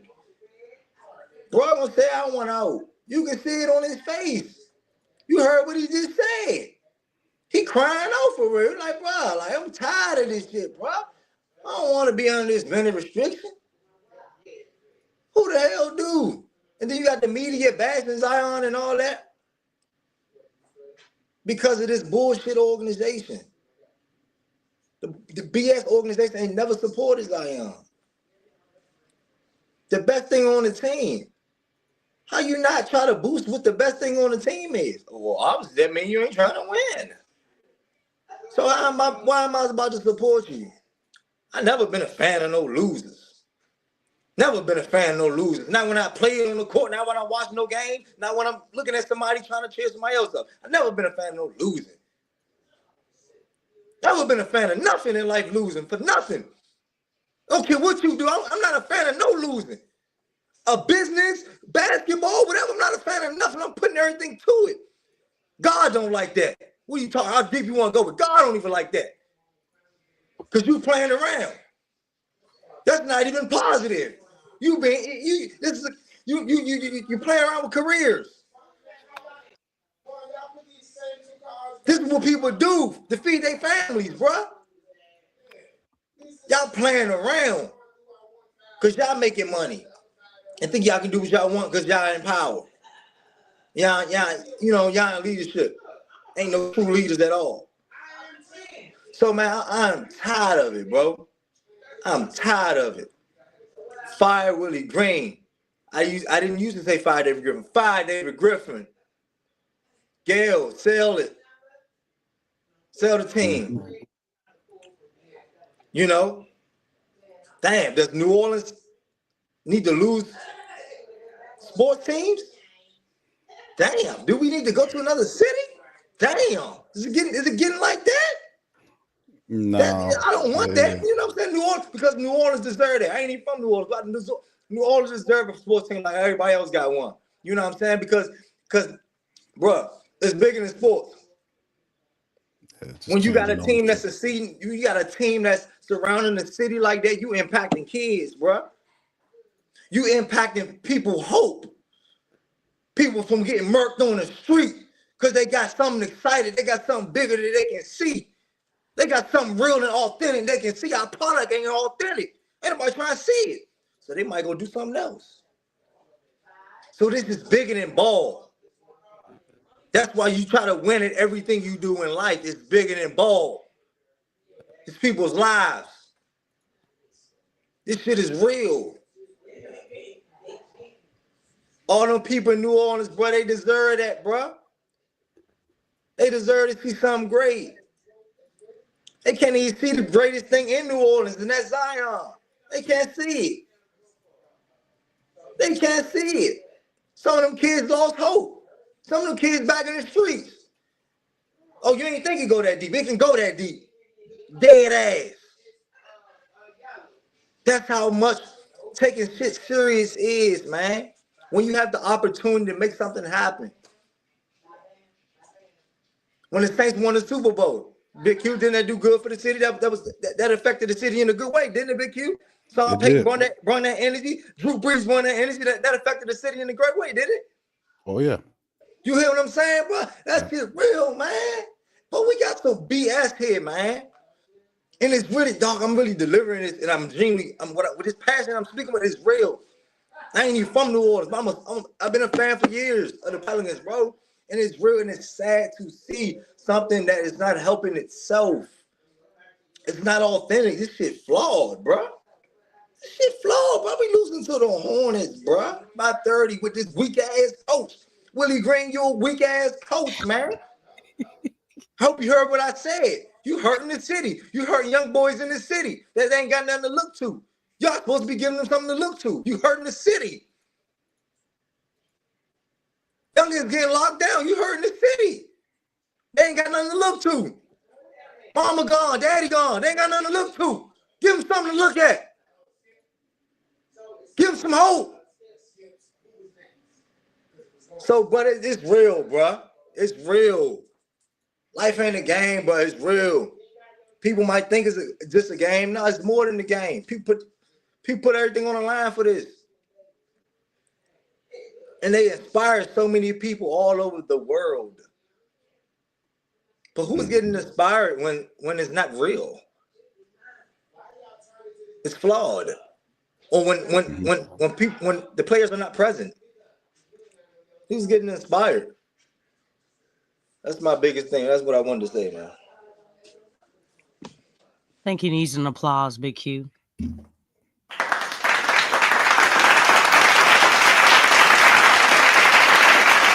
All right. That was awesome, brother. Tramal, what are you talking? He said, so Don basically saying Willie sleeps in Hello Kitty pajamas. Now leave it to Maul, boy. Oh. Oh, goodness gracious. Thank you, Tramal. Yeah, that was Willie Green, man. It's just it's sad, man. Zion, it's the biggest part of that press conference, man. Zion Williamson does show his frustration. You're right, Don. The players get a check, and that quiets a lot of the disgust down because they live a very good lifestyle. Whether you're a superstar or a regular player, you making decent money playing a child's game, so that kind of squelches a lot of that. But you don't get no money for watching them, so you don't care about the money. The money you're a purist. And the purists don't care about the money; they just care about the basketball, the product on the court. So that's the disconnect, or really not the connection, the disconnection between players and the support base. Supporters want to see a good product, and they've waited patiently for this product. And this is the disrespectful way of how the Pelicans brass are carrying us about. It's just it's ridiculous. So they deserve all of the arrows, the bows, the insults. They deserve it all for what this is.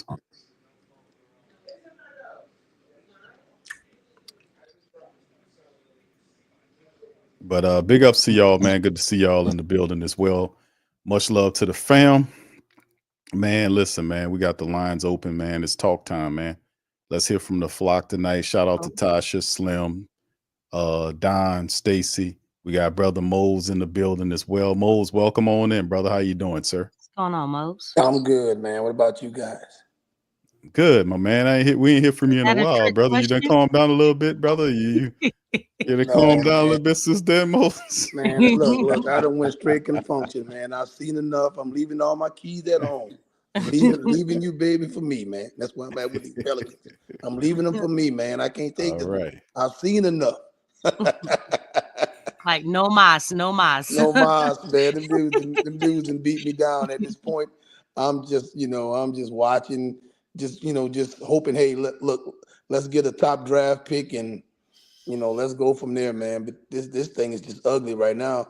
I kind of feel like, man, I wouldn't be upset if the NFL and the NBA step in and force the ownership group to sell, man. This is a travesty at this point right now, man. Like, going back to the Saints, man, Aaron Glenn said, man, if you fire Mika Loomis, I would come in. Man, this thing is bad, bro. This is bad what we got going on right now. And they told him no. Yeah, according to the reports.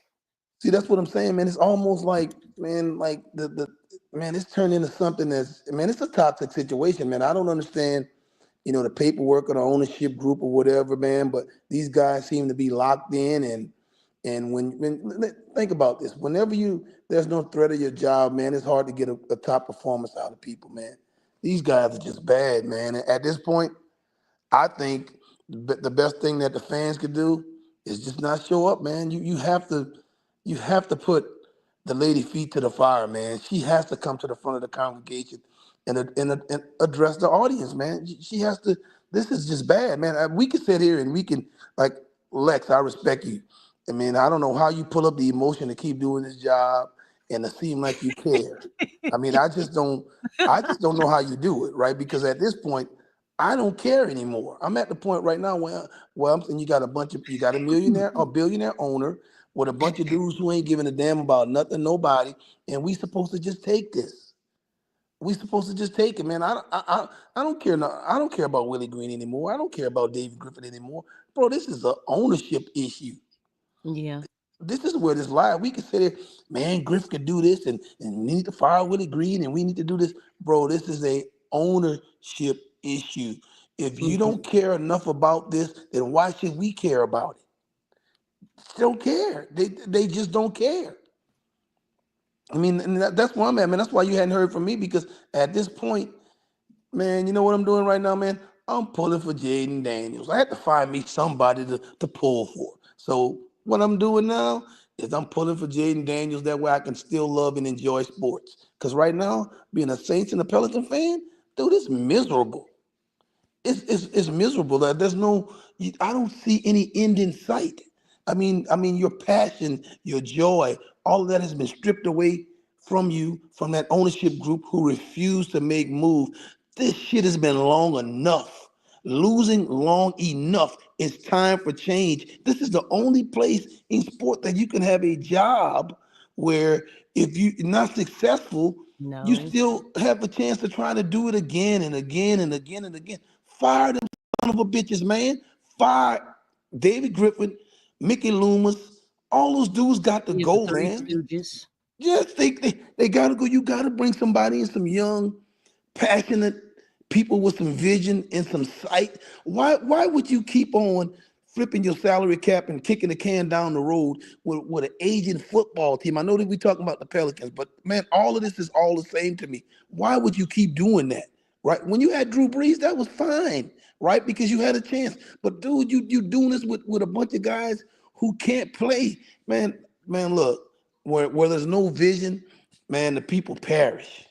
And that's what we got going on, man. We got a famine going on right now. 7 Dang, years, man, no that sounds rain. like It's just a death. drought. It's snowing in New Orleans, bro. Don't that tell you something? Think about that, bro. We had a blizzard. We had a blizzard in New Orleans, bro. That tells you something. Something is not right, bro. I don't know how to I say it. thought I that don't was even kind of want to weird too. look. I don't even want to comment on the games anymore. Right? I don't even want to comment because the games are the same. You watch the same thing over and over again. At this point, it ain't the players anymore. It ain't Willie Green anymore. It ain't David Griffin anymore. It's Gail Benson, and because she's a lady, maybe everybody's giving her a No, pass.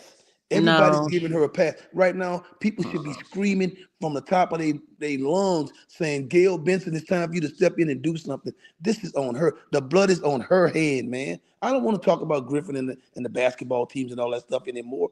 It's time for this thing to be, it's time for them to remove and put good people in. Man, look, man, what's the difference between David Griffin and Dell Demps? Q, come on, Q. I know you the man. What's the difference between Dell Demps and David Griffin? The One is fact that black the and the fact other that one's he white. has, I mean, the fact that he has a championship ring that he got from LeBron. That's all he has, and the fact that he actually is a better Mm-mm. A better Don't VP what? than he is. He is better than Dale Demps because A Dale better Demps what? was bad. He's a no. better. So what's the Both He of is. results? them. What's Look, what's the trash results? is trash, Big Trash Q. is trash. No, No. You no. said what's They the difference? both trash. But What's the No, really, this results? is embedded in the system, though. no. Listen. One is We got black we and the got other one's white. Mo. exactly. That's I'm the only difference saying that. because they're both That's bad. They're exactly both the I bad. hate. difference. I'm saying that you saying Dale Demps. Dale Demps was awful. Well, so what's He was. Yeah. David Griffin? He What's was. David He was. So is Griffin? Griffin. You well, I mean, if y'all, I guess we comparing What? toxic waste, Trash with trash. toxic waste versus Boo sewer boo. waste. I And you guess know what's there you go. worse about David Griffin? I guess He's y'all a, right on that I'm gonna front. give you a word. I'm gonna give you a word.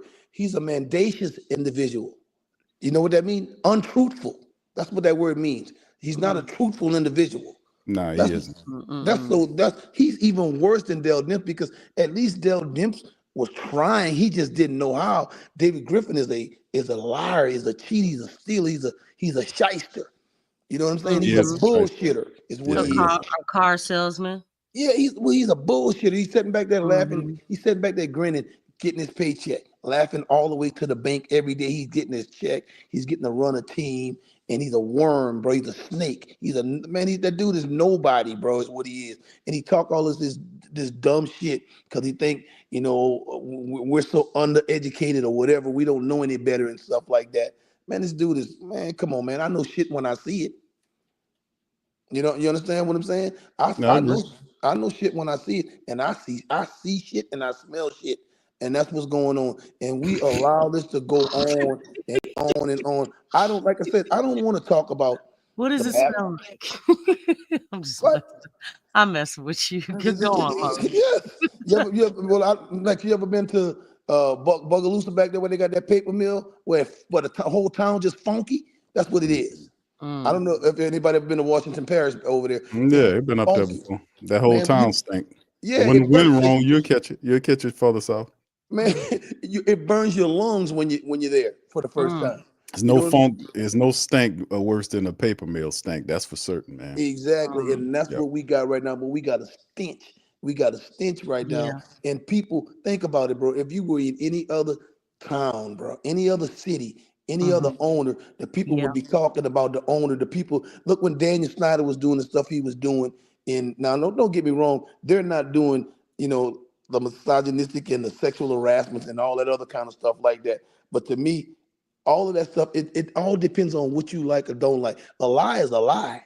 You understand what I'm saying? A wrong is a wrong. There's no degree of wrong. There's no degree of sin. Sin is sin, right? So No matter who it and how big it is. exactly. So our sin may not be as what people would think about as being illegal or you could sue somebody behind. We can't sue them behind this, but you know what?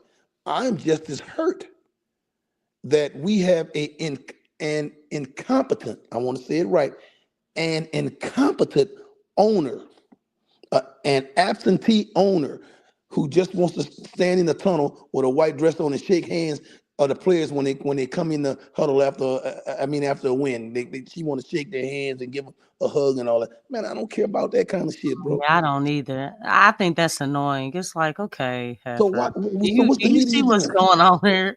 What's the media doing? Why the Will Guillory's and the whoever's writing for this and the beat? Man, I miss Buddy Delaberto. Buddy Delaberto was a clown. He would be calling these people out. And that's probably what happened. You know, they bought the media off. You know that, right, Mose? Yeah, but that's bullshit. There's no separation between church and state. You know, we dealing with the same stuff. You better speak, Mose. on a national basis. If the media, when you write to the masses and the masses read and they see the uproar, you hold these people feet to the fire. You understand what I'm saying? They're getting subsidies from the state. They're getting taxpayer money. They're getting all of this stuff, and we get the setback.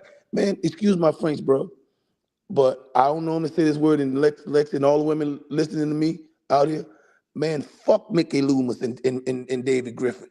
That's where I'm at right now. That's about where I'm at right now. I don't want to cuss on the lady Gail because she's a nice Christian woman. She always going to the. I mean, so is Willie Green. Yeah, but you know what? What are we doing?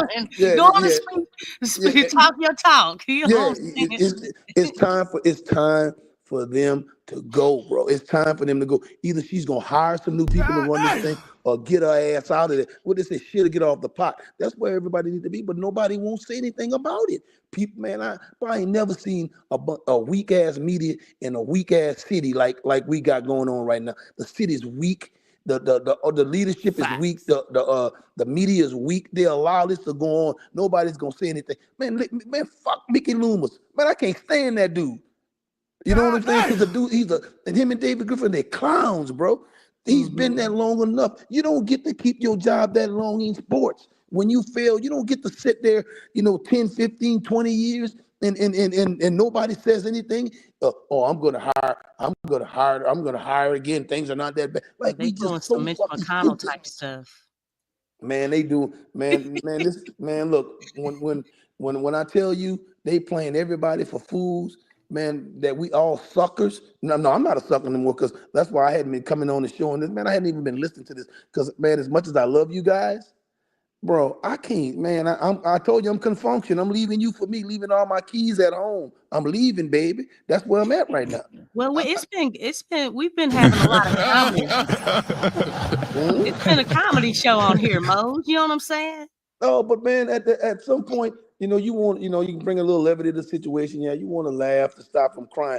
But at this point, bro, this is we're past that right now. It's not even funny anymore. I can't extract any kind of joy out of this in any kind of way, because there's that joy word. Well, what I'm saying is, man, when you look at sports, the one thing about sports, you can look the history, right? You look at the history and how people deal with losers, man. What they do is they fire you and they start all over again because you're trying to find it. You're trying to find it, right? She's not trying to find it. We what's the definition of insanity, man? Y'all know it. Over and Crazy. over and over and over and over and over and over and over and over and over. Willie Green days again. Look, Yes. and So look, I'm not talking about no and Willie Green. expecting different results. I'm not coming on Doing here the same thing. I'm not coming on here and rag on Willie Green no more. That man, that's you're beating a dead horse. You're wasting your time. It ain't what Willie Green is ain't Willie Green's fault. What David Griffin is ain't David Griffin's fault. It's Gail goddamn Benson, and y'all need to start talking about Facts. that. Stop, leave them Facts. people alone. Facts. Leave them people work.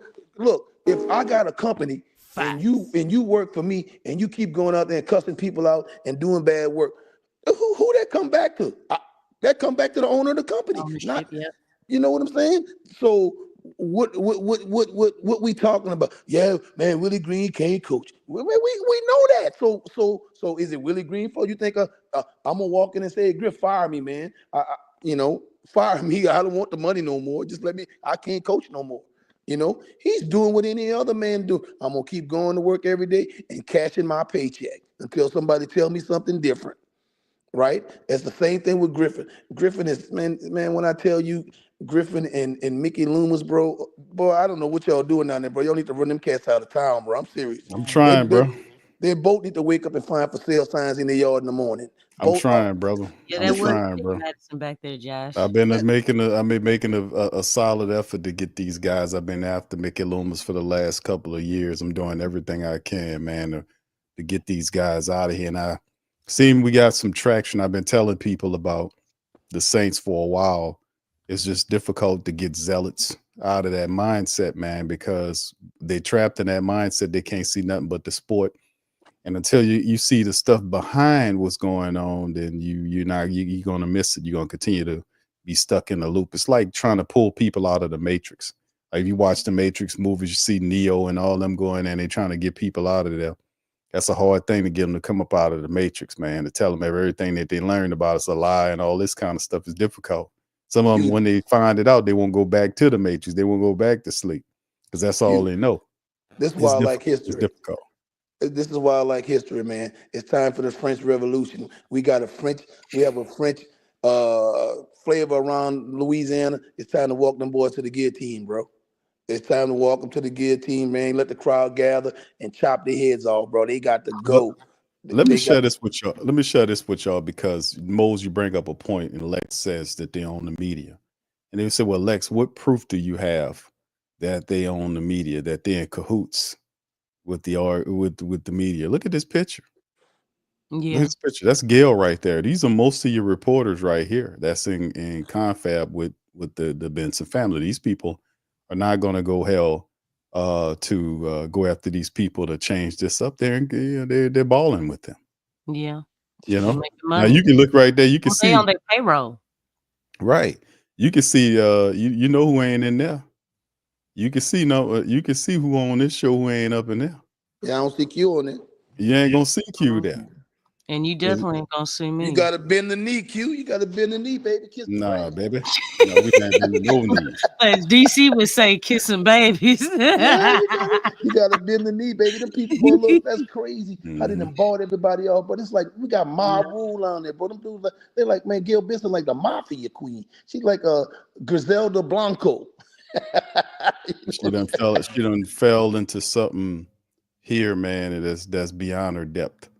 And it's all it is a money machine. It's a money machine at the very least. She has no understanding of none of these sports. But where's the mayor? Where's the public officials? Why are they not screaming from the top of their lungs? Where's the governor? Shiesty-ass governor week they got down there? They're getting paid. Them off. All those people the same. They all connected, man. They all making money. are. They ain't gonna piss Gail off. Gail, the richest person, second richest person in the state behind Graves, who's the owner of the Raising Cane franchise. I'm gonna be honest with you. I don't know if she would get pissed That carries off. a lot of weight. I don't know if she would get pissed off. It would be her minions below her because I don't think she understand the whole. Man, that woman has basic knowledge of sports, and she's more fan than anything. She's happy that they bought the team and the team is here, and because she's a good person, so she's just hoping the people from New Orleans could, happy because we got the franchises here, and we just supposed to be happy. Man, nobody's happy with losing, bro. Because if she was really invested in this, I guarantee you, she would make a move on those guys. But I don't think she really, the way the ownership structure set up, I don't believe she make any decisions. I believe it's all Lauscher. I mean, she doesn't make any decisions. Lauscher turned over those but Lauscher is the top businessman in the organization. He sets the sponsorships and he takes So account. who He's the would, treasurer.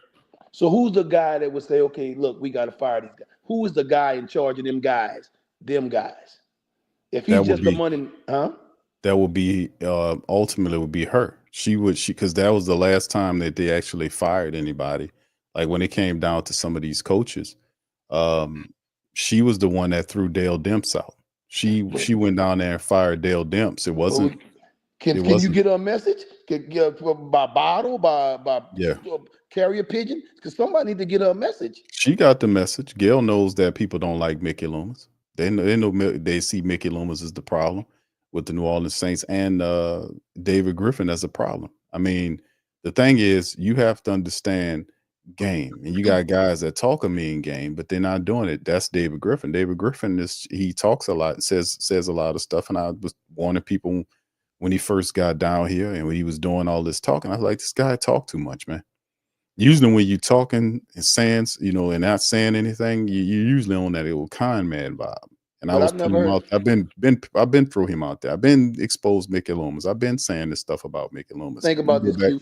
2 years ago, and hear me saying this shit about Mickey Loomis. Have you ever heard the person in charge of a franchise ever talk like him before? A general manager, vice president? I've never heard a general manager or vice president of any kind of operation get there and start talking about we're going to be a family and we're looking for sustainable. I've never heard anybody talk about that kind of stuff. Saying that. No, it's about wins. It's about wins and losses. Bro, it's about wins and losses. I don't give a damn about no family. I got my own goddamn family. I don't want to be family with y'all. That's just one thing I want to add on to that, Mose, is that when you find yourself trying to sell, you're trying to sell family, dog, you doing something wrong. You shouldn't have to sell that. Why are you trying to sell, being a good human, having a family culture? You're all out of sorts.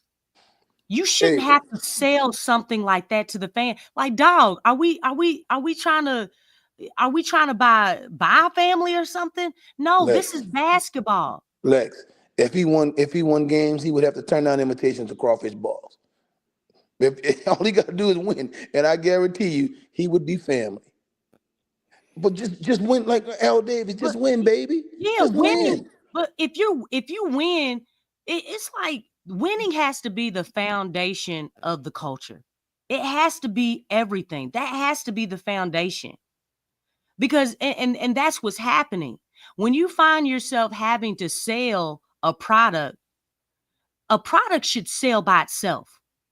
If you're putting a winning culture and a winning team, if you're putting that on the floor, guess what? You don't have to sell anything. But if you're actually putting in the work to sell the product, dog, you're not doing something right. Your focus is in the wrong direction because a good product will sell itself. Exactly. I mean, Griffin did, but that's not what his goal is. Not to start with wins and losses, because that's too much. Somebody just passed him in his business. He's the guy. He's creating an environment, a lazy environment. Yeah, it is. He's not in a pressurized chamber like he was in Cleveland. So he's setting an environment where he doesn't have any competitors. He doesn't have everybody around him is soft and agreeable and pushovers. You got a general manager that's extremely weak, the weakest general manager in the history of the NBA. We have him. The guy don't even talk. He don't hold separate press conferences by himself. He don't give you a game plan. This guy been the general manager of the team since in the offseason when they signed him and brought him in. Well, he hadn't held one goddamn meeting by himself. No press, no nothing by himself to talk about the direction of the team. That's totally because that's Griffin's job. Griffin is the general manager, man. Well, that's true. But the general manager, really, he's the VP. Well, he's both, and the media would do that. They would misconstrue it too, because where's he is those until the other guy steps from him behind the shadow and says, "I'm my own man. I'm my own identity. I'm the boss of the Pelicans, the general manager. I'm tasked with making these decisions. That guy is nowhere to be found. He don't do anything without David Griffin's permission. He's supposed to have an identity of his own, of himself. He's piggybacking.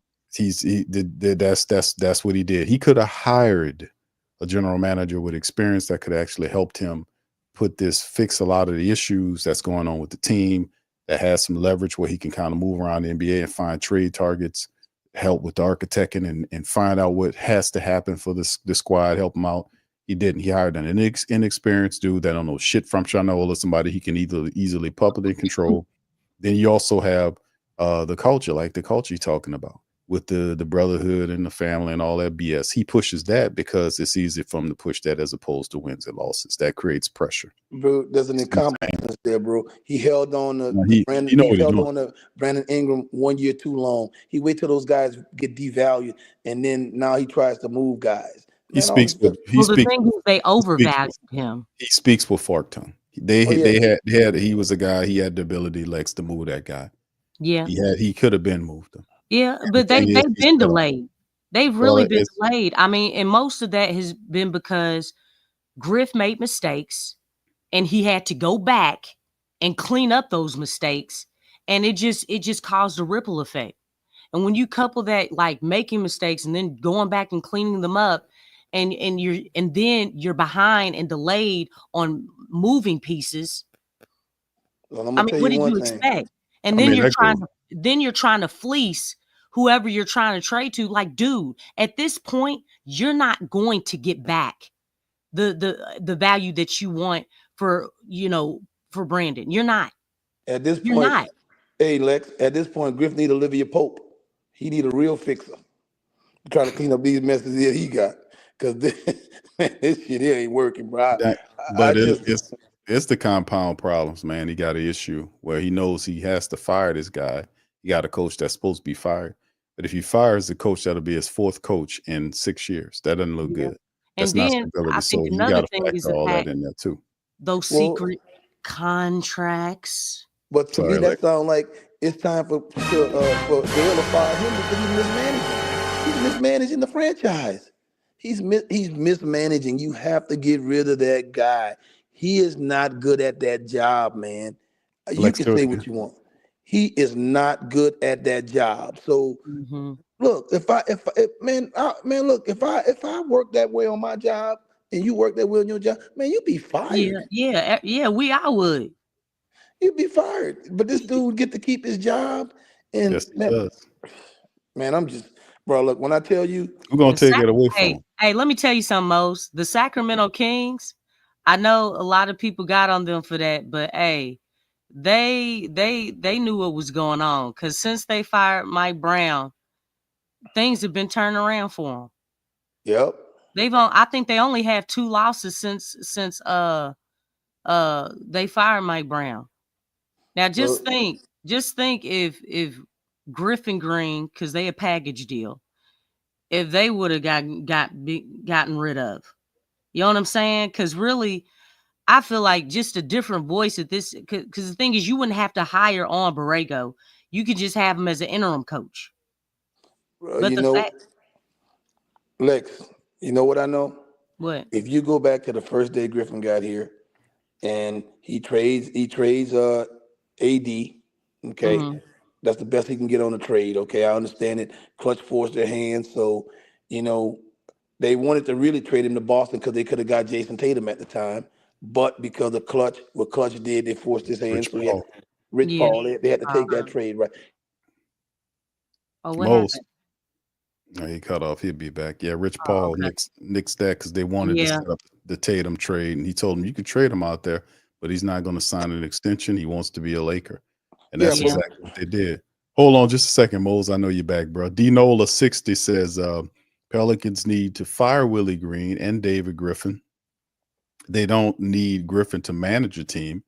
His position is the chief executive officer, not managing players' personnel. He also sent a super sticker as well, and we appreciate you, D-Nola, for being a member, brother. Thank you for that. and also your super sticker. Thank you. Say Appreciate you. thank you very much. Picking me up, bringing me back to this world. Nobody gets hurt. Take the money out. Okay. All of it. Come on. You good? You're wasting my time now. Come on. Come on. Hello? Stop stalling. All right, big ups to y'all. Appreciate you. Go ahead, brother Moles. Floor is yours. Yeah, Bro. but when you go back, man, and you look at that, and when you trade that pick to acquire Walker and the Jackson Hayes, right? So you started out, man, right off the bat. You go back and you look at that move. That turned out to be a bad move. Those guys are not with you. All right, and then you handle Zion bad from the get-go. You let him be this fat ass unprofessional dude. You know what I know? Me personally, I'm gonna call you in my office from day one. All right, and we're gonna have the conversation, man, because I expect you to be a professional. We are paying you. Okay. At this point, this is a young guy. At this point, if you take control of this guy right off from day one and handle this guy right, we wouldn't be dealing with the situation that we had with this guy at that point. Then you turn around and you go get a Bledsoe and Steven Jackson and all these other dudes. Look at all of these failed moves. Look at the Kyra Lewis draft pick. You know, look at the That was Dyson all Daniels. great. Yeah, look at all of these, man. Look at all of these moves that are made that are just trash moves and got the Pelicans where they are right now. Bro, those are grounds for being fired. 3 head coaches, 4 head coaches. Dude, you don't get to keep doing this. This is what I'm gonna keep doing this for 20, 30 years till eventually I get it right. You don't get to keep doing this. The guy is not good at his job. Yeah. And then the public relation part, that's going down the drain because don't nobody in New Orleans want to hear shit what that guy has to say. Mm-mm. I'm telling you right now, he couldn't give anything away right now in New Orleans. Nobody don't want to hear anything this dude has to say. So he's killed the relationship with the community and everything. If you fire that guy, people will cheer. You will hear a big old cheer, get him out, and nobody wants that guy here. No one. I mean, I guarantee he don't even have friends in New Orleans. I mean, Mickey Loomis might have some friends because at some point, at least he was successful, a part of the best run we ever had. So at least he could stand on that a little bit, even though that's gone. But what can David Griffin stand on, man? Don't come tell me about no championship with no LeBron. LeBron was the GM of that team, man. Right. The GM. Yeah, David Griffin, all he did was probably do the paperwork after LeBron told him this the trade we gonna make. Okay, he did the cross, he crossed the T's and dotted the I's. That's all he did. He ain't did shit. Dude didn't do nothing, and he was mad about it. He was upset about it. With DeJounte. That DeJounte wasn't even his idea. That was Rich Paul. Rich Paul kept calling up Griff to trade for DeJounte. That was his idea. And Griff actually said that in the presser when they were introducing DeJounte. I was like, man, this is crazy. The only credit that he got is when he drafted Anthony Bennett. Yeah, that's the client. He drafted Anthony Bennett, right? Worst #1 pick of all time. But at the same time, the draft was weak anyway. So we hit him. No, that ain't no excuse, man. Yeah, but that's the same draft. I mean, nobody saw that coming. Nobody saw Anthony Bennett when his name was called. Everybody was like, "What? Who?" That's the same draft that Giannis was in, but nobody knew Giannis would turn into that to Giannis. You know what I'm saying? So I don't know, man. Anthony Bennett now. Well, but with all of that stuff being said, man, we can laugh at the dude and the mistakes he made. I'm just ready for him to get up on out of there now, man. Look, you know what was so crazy? It would buy you some time. If you brought a new GM and a new coach, it would buy you some time. It would buy you some time, and people would understand, okay, we doing this, right? That's what restarting the franchise is, because people would give you some time. Right now, nobody wants to give you time to watch these guys do it again for another 3 or 4 years and still end up with the same result. Get you a new guy, president of basketball operations, let him restructure everything all over again, and people will give you time. They will give you time. Right? To add to it, Mose, here goes some numbers for y'all, man. Numbers for y'all. Griffin's been here for 6 years. That's 2 years more than what he was with the Cleveland Cavaliers. His record as a Pelicans VP GM, 435 games under his leadership. The Pelicans are 200 and 235. That's the record in 6 seasons. 3 head coaches, record of 200 and 235. So he's a sub 500 guy. And I got a list of some of his moves since he's been here. Now let me see if I can find it.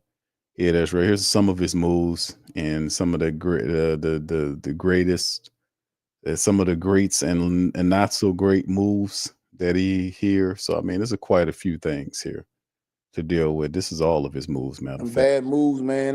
That's longer than the damn CVS receipt. That's how bad that is. Yeah. He fired Elvin Gentry 5 years ago. Hired Stan 5 years ago. He hired him almost a little bit over a month after he fired Elvin Gentry. Hey, you know what they should have did, Q? Drafted Kyra Lewis Jr., Elijah Hughes, Nick Richards. They drafted him. They traded him. Yep, Sam Merrill had those guys, and they traded those guys out. And you know what they should have did, man? When Elvin Gentry came back, they should have let Elvin Gentry kick his ass when he was hollering at him in that tunnel, boy. They should have let Elvin Gentry beat his ass. That's what they should have did. Yeah, Elvin Gentry was upset about that, man, because he knew he was getting blamed for stuff that, like he was asking about the stuff that Willie Green got going on with the injury situation. They were doing that under Dave Griffin, and that's how I know it was David Griffin. I was telling the people, and even Elvin Gentry was saying that a lot of the moves wasn't directly, he was hinting and alluding to it, wasn't coming from the medical staff. That was manipulation, because it's very commonplace right now. You see, that's why I was saying I use the term injury discrimination, because that's what basically it is. They don't use none of these thought processes on ramp ups and all this other stuff to anybody except for Zion Williamson. And you know what's so crazy now? And it doesn't make any sense. What don't make any sense is you're not going any ball games. Okay, you need to be trying to get a draft pick. So play Zion. If you get hurt, so what? You know what I'm saying? So I don't even understand what you're saving it for. It's not like there's playoffs coming. So what you saving it for? Let him play. You know, if he pulls something to get hurt again, then bam, okay, he out for the rest of the season. That's a lost season anyway. So I don't even understand the ramp up and playing him this many minutes. What you saving him for? What the hell? What you saving it for? To put butts in the seats. Because he what? To put butts in the seats. What butts are being put in the seat by Zion right now? And they still using. He still got a name and stuff, and so they still using that. I mean, and that's really what all they've been doing.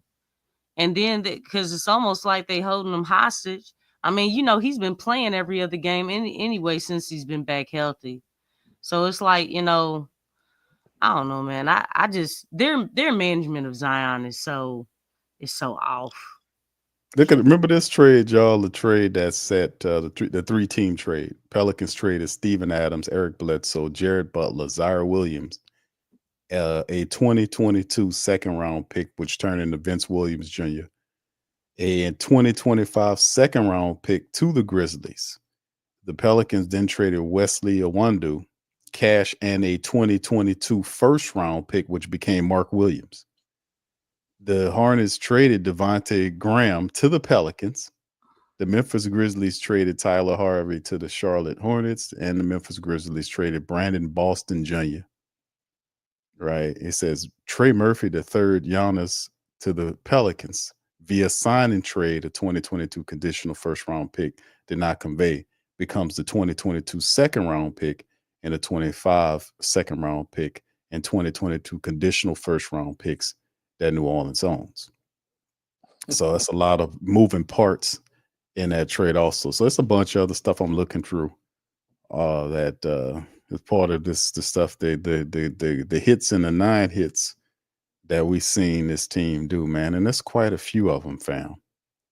It's quite a few of them, man, going over all of these things here. And you know what's so crazy right now, Q? The NBA is starting to become more wide open than ever because, man, LeBron is at the end. Steph is closing in on the end. you know, those guys are starting to close in on the end of their careers, right? So if you got a good young up and coming team, man, you got a chance, man. You could, you know, teams like Minnesota could be beat if you know what you're doing. You know, same thing with, you know, all the young teams. You know, Boston guys are starting to get a little older, right? So if you were doing the right thing, you would have an opportunity to actually be competitive, man. Look at Houston, man. Man, we used to, up until this year, I mean, Houston was somebody. Even when England was there, we used to just pistol whip Houston all the time. You know, so, but at the same time, man, I just think, man, David Griffin, you know, Gail Benson, man, that's all I gotta say, man. I don't even care about Griffin anymore, man. I just think the lady got to come and do what she's supposed to do, and maybe, like you said, hopefully she's got somebody sitting here listening to this show and can hear the frustration of the people. Mm-hmm. I Because think they know it. They keep an ear to the ground, man. Whoever they don't buy off, they monitor the rest of them. It's not everybody that they're. but that arena's starting to be empty. So Mhm.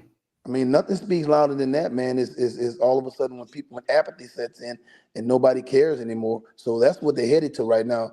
They're headed to where people like me. Man, look, man. As much as I love y'all show, man, I stopped listening to everybody's show and read anything about the Pelicans and the Saints because it's a waste of time at this point, right? happens, That's what I'm telling you. It's understandable. I've latched on to Jaden Daniels, man. I want to be able to enjoy something when it comes to sports. You know what Hey, I'm bro, saying? I ain't mad at you, bro. It's He provides a lot of hope. Yeah, even though it's not the What did Dick Gregory say about hope?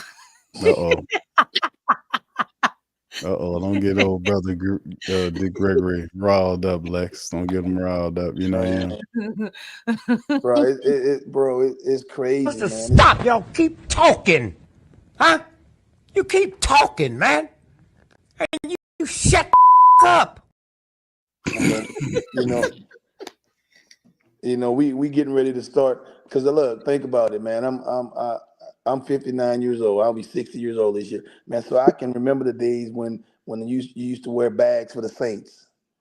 You know, when everything was just a clown show, and I feel like history is starting to repeat itself. It's not that you're just losing because you can lose. You know, you can lose and then get better, or whatever. But the problem is we're becoming a clown show again. That's the thing where you don't see any hope, right? You don't see anything. I can't see anything getting better with the Saints and the Pelicans right now, the way things are. That's Yeah, where the problem is. foundation is awful. Well, there's no hope. Like you said, there's no hope. There's no light at the end of the tunnel. You can't even No see. vision, no direction. Exactly.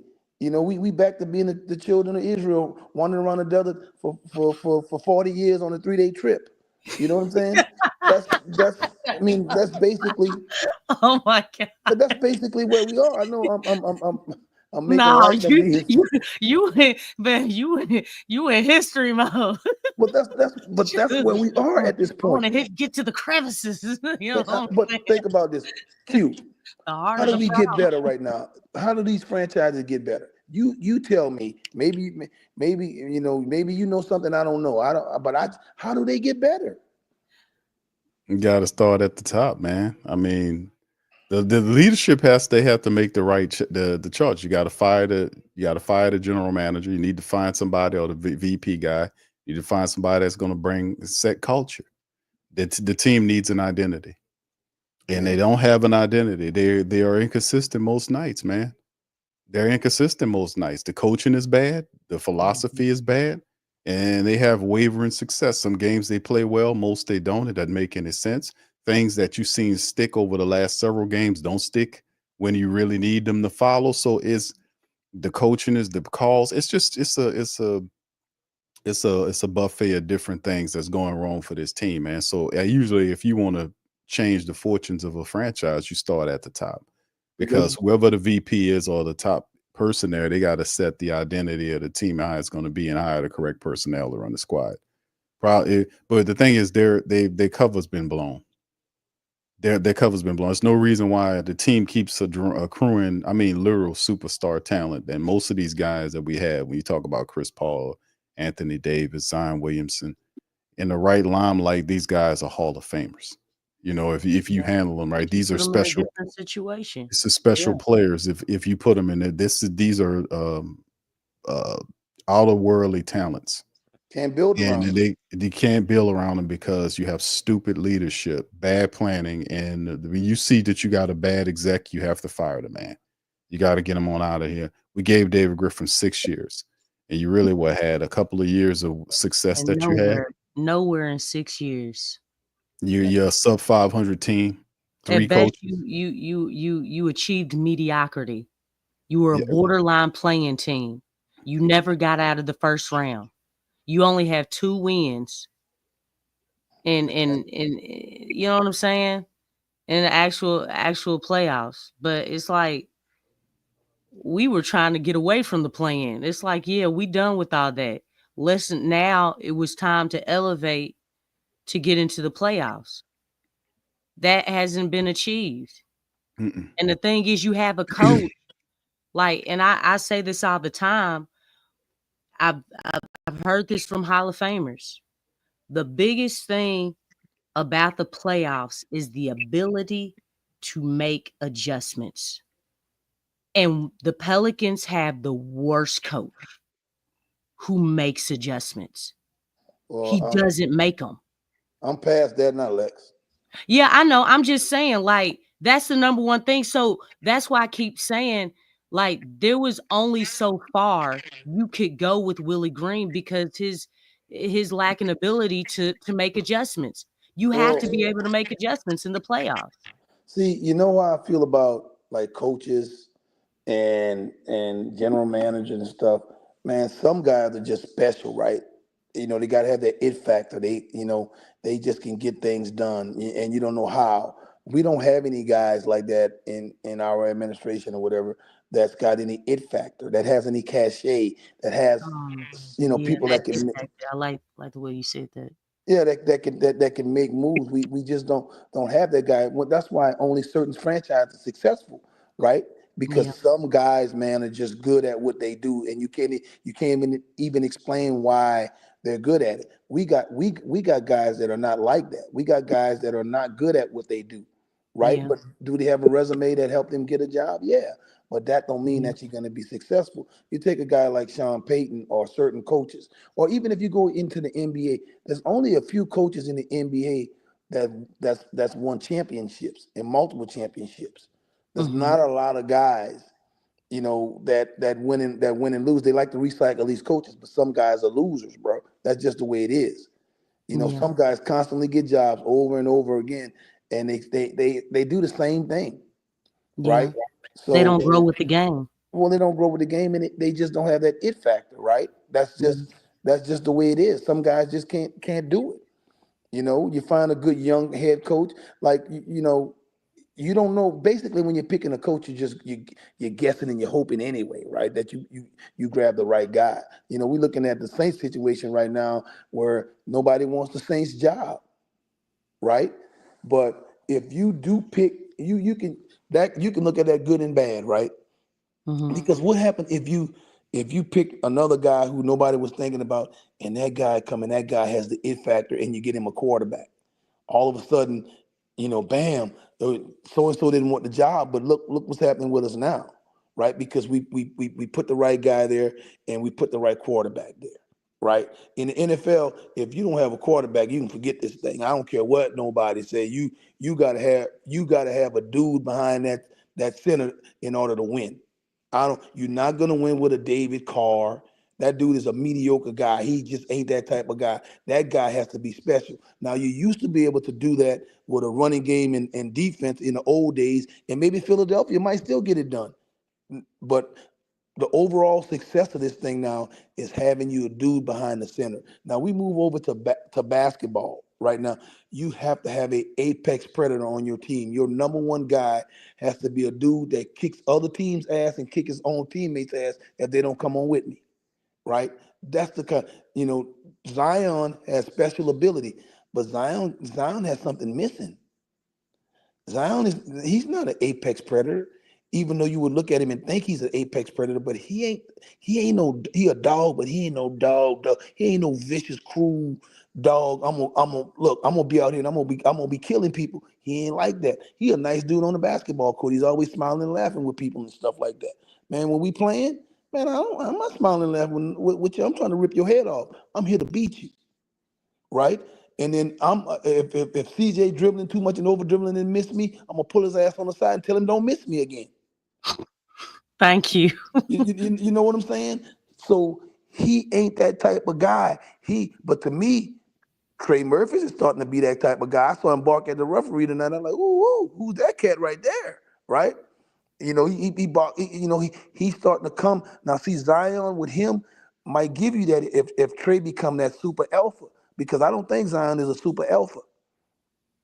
Right? And then you just need a guy like that. And then now you need a better coach that holds everybody accountable. Not, okay, I'm gonna drive all the way over to your house, no matter where you live, to tell you I'm benching you today. Man, I ain't doing no shit like that. I'm the coach. You come in there, man. You ask this, hey, bro, you ain't starting today.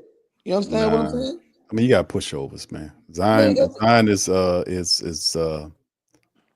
he has some issues in terms of culpability with what's been going on. He hasn't been totally professional, but now is he's the reputation, the stuff that happened in the prior seasons is kind of kicking him in his butt right now, because he's actually the exact opposite. A lot of people don't believe that he's healthy. That a lot of this is because he's not healthy. And the truth is, Zion should be able to play. He should have been playing. He missed 2 months worth of basketball. He could have been playing, and your point is valid about him should be able to play all of these games. He's visually frustrated with the minute restriction. He made it a point within that minute or something interview to make that the sticking point. Then I'm tired of this. The team has 12 wins or whatever the case is. What you holding me back for? Just go ahead and let me play, and if whatever happen. Man, what we got to do? Let it go out there. Let it happen. What you saving me for? The team needs me. We need to win some games. NBA's best kept secret. You gotta move CJ for whatever you can get, right? Even if you don't move Brandon, man, let his contract expire, man. Just let him expire, let him walk away, man, because you ain't getting nothing from him anyway. At least you can get some cap space, right? And then you can start to restructure your thing. If you can move off of CJ, now all of a sudden, man, you got a bunch of cap space. If you can get a top 4 draft pick, man, you look up and end up with an Ace Bailey or Dylan Harper, because I don't believe the NBA gonna let us get the number 1 draft pick again. You understand what I'm saying? But if you can end up with one of those guys, man, you can take your time over a 2-3 year period, because Zion's still young, and put you something together and win, because you got Trey Murphy that's starting to become a superstar. He's only getting better every day. And at first, the early part of the year, I was thinking to myself, man, Trey Murphy, he a one-trick pony. But bro, when you look at a guy, man, Trey Murphy didn't have no handle. Now he's starting to get a nasty handle and getting to the hole, and he's understanding how to get fouled. On top of that, I'm looking for one night where Trey Murphy come out and go for 60 points, because he can get to the hole, he can get free throws, and then if he's hot one night shooting those 3-pointers when he's doing the rest of that stuff, man, he might throw 60 points up there in a game, right? So you got 2 guys like that, man. To me, I just don't think it's a hard rebuild, but you gotta let Brandon walk. Don't resign him, bro. Either let him walk. If you can't trade him for nothing, let him walk and move CJ. Whatever you get you get from CJ, and you start to get some salary cap room. You know what I'm saying? And then now your team and got young. Now you're under that luxury, whatever. But if you got to make a move, you got room to make a move to go get you a player if you need that. And I'm not even a GM, because to be honest with you, I don't sit down and study all of the CBA and stuff like that. That ain't my job, man. And I don't really want to waste my time during the daytime reading some NBA, CBA like that. I'm not a general manager. You know what I'm saying? But I just want to know enough, about the first apron and the second apron. But I know one thing: you got to move CJ, man. Man, CJ has to go. He's not a long-term guy in what you're trying to do from this point on. Let CJ go to a contender, man. If they give you whatever they give you back, man, take it, but get him off the roster. If you can't trade Brandon, like I said, let him expire and let him walk. Let him walk. We got enough to do something. Let him walk. We need the cap space anyway. Get his ass up on out of here, man. I don't like Brandon Ingram anyway. He always injured, man. Dude sprained his ankle, bro. Dude ain't play. Come on, man. Football players sprain their ankle, man. They playing the next day. Dude sprained his ankle, Well, man. they Okay. may be holding them out to try and trade them, but it's taking them a long time. I just don't think they have any strong suitors, but that's Griff's fault. The thing is, I think you should at least try to get something for him. Because see, this situation with Brandon is starting to look like how it was with Jonas Valanciunas. Jonas But Valanciunas walked, but you don't and want that to was take. just last season. So why take back bad contracts and you that you can't move? To me, I mean, no, you're just not going to get full value for him. See, what I think they're looking for a star, but they've overvalued Brandon.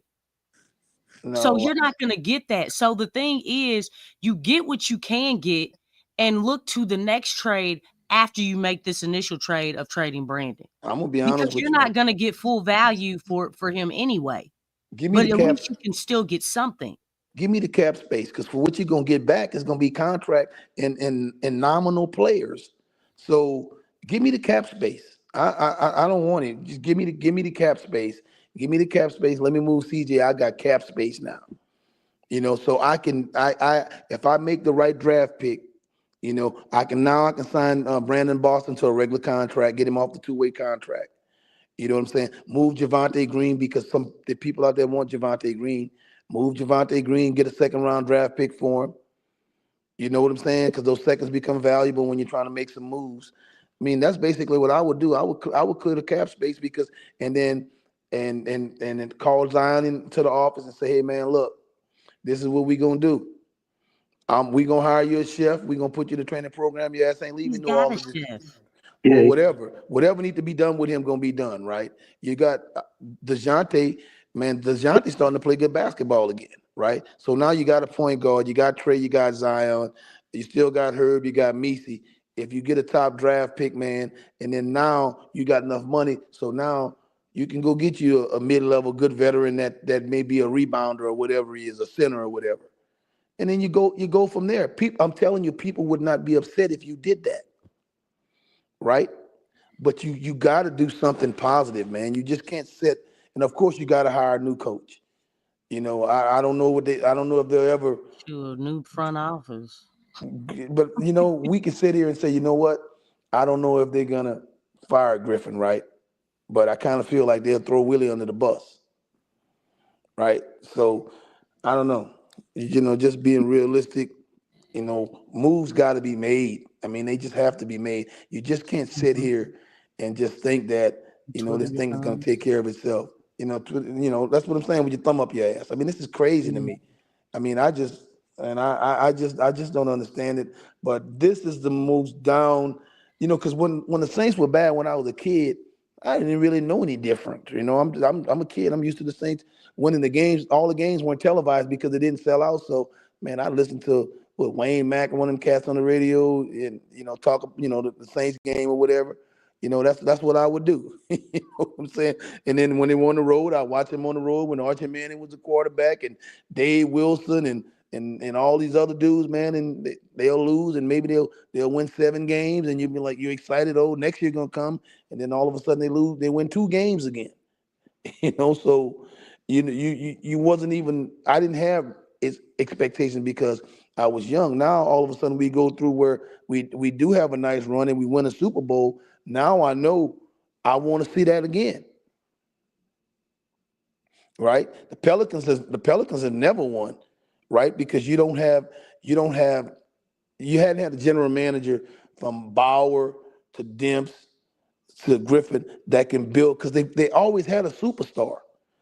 But they never were able to build around him. I can remember when he traded 2 lottery picks for Drew Holiday. Dell Demps traded 2 lottery picks for Drew Holiday. Man, that was crazy.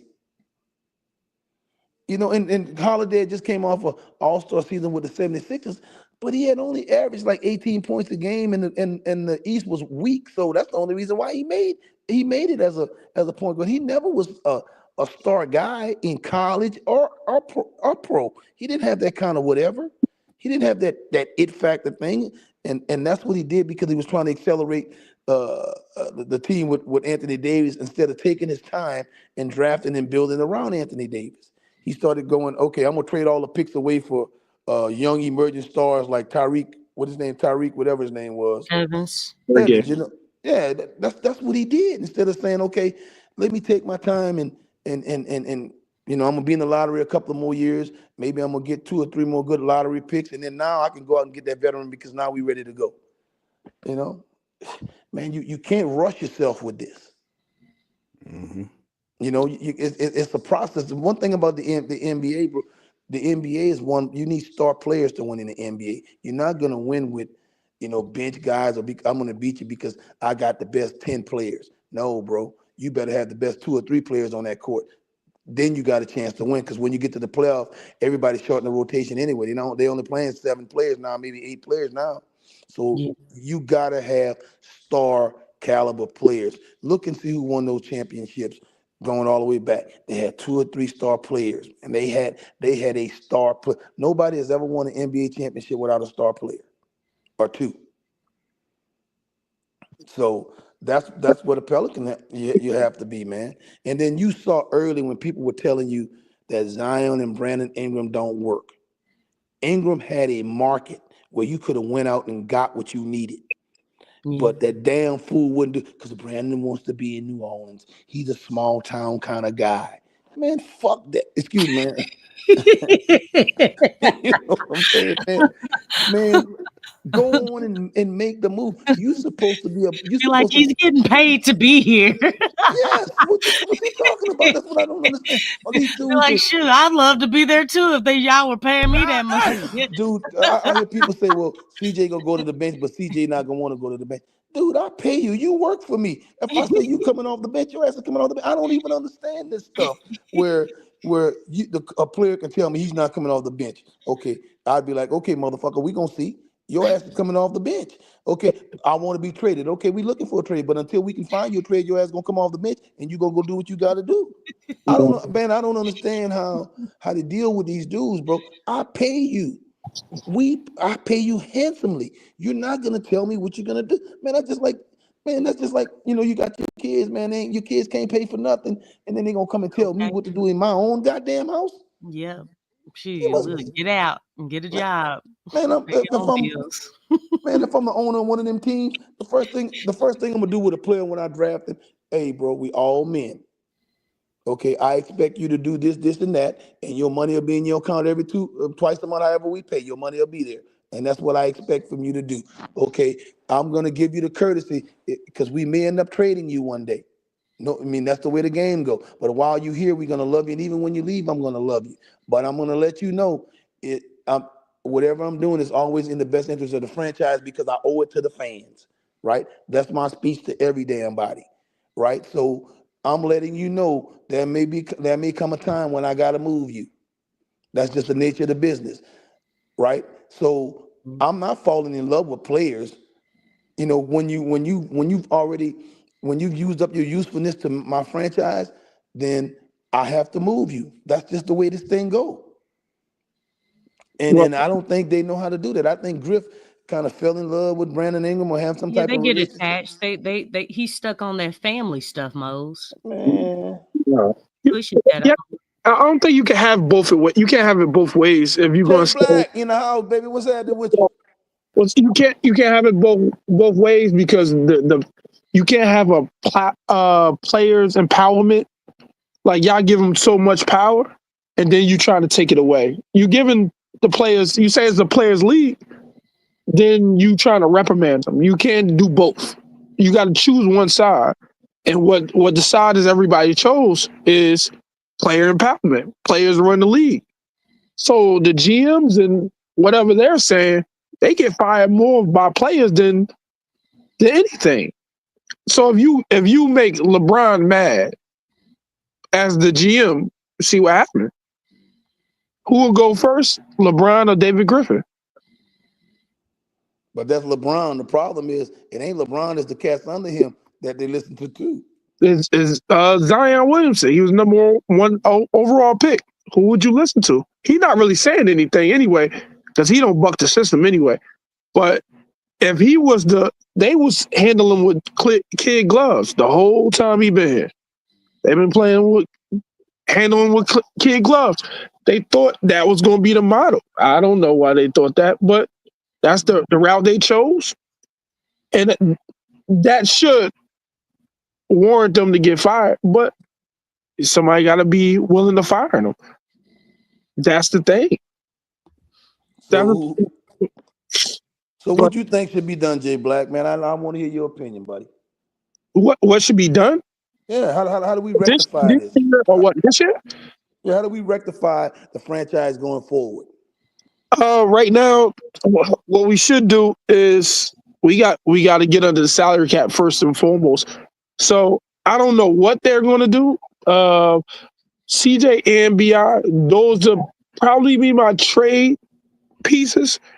If you can't get off of neither one of them, then you have to go with somebody else that's going to have to get under the salary cap. And I think they're going to trade Jordan Hawkins if none of that happens.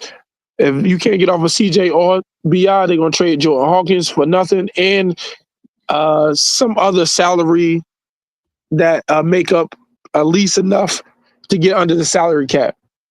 They $2 million, they 1.8, I think, under the over the cap. Oh, then they could just get somebody that makes only $2 million. I think they were saying Devontae Green. They could just always move. Devontae Green or Daniel Tyson, one of them. Or JRE. Oh, JRE. But those guys shouldn't be playing. I said that weeks ago, saying that you should play the young guys, have the young guys play, to see what you have in these guys, evaluate. I told you that they're not winning anything this year. Plays like they playing Zion 20-some odd minutes. That's what they're going to do. They're going to play them. And it look like they pivoted now to me. Yeah, it look like they're tanking now. It look like they're tanking now. So Murray, he hurt.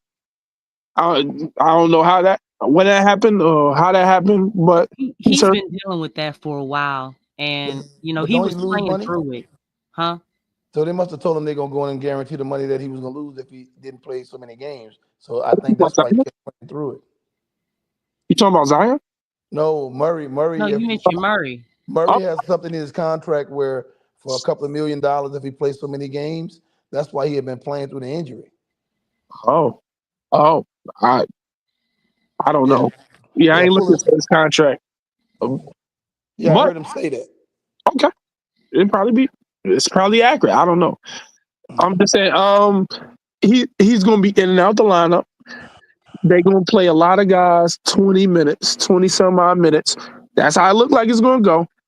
But you got to get off because once they announced that BI was the first priority to get traded, you can't bring him back to a team like this because it's going to be uncomfortable for the rest of the year. So that's going to mess with the chemistry in the locker room or whatever the case may be. However they want to word it, you already said he was the top priority to be moved, so he has to be moved.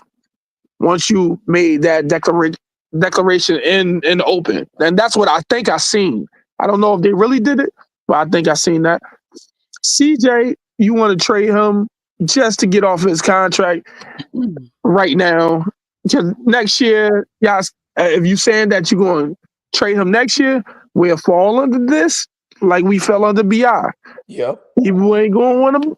They ain't going to want to take on his contract. It might say, y'all might say, "Oh, it's a great contract." Yeah. But it'll be expiring when. Yeah, no, they ain't gonna do it. Especially if they see you in a bad situation. But all in all, I don't think we're in a bad situation. Good situation because we can get a top draft pick. As long as it's in the top 3, I don't mind who you get. That pivots from a lot of stuff that you bring in a really good player, and then you already got a core. So if make any move out of that, another move will only bolster what we already have. But you do need a new coach. Now that's where we're gonna have the problem at. If you're tanking right now, Willie Green must have told him something good.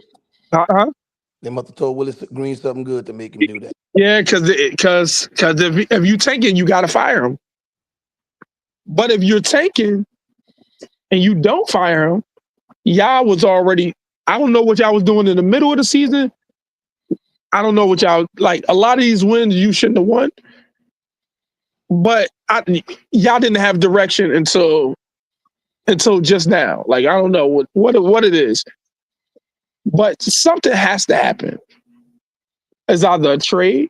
It could be a trade. It could be a firing. It could be multiple things.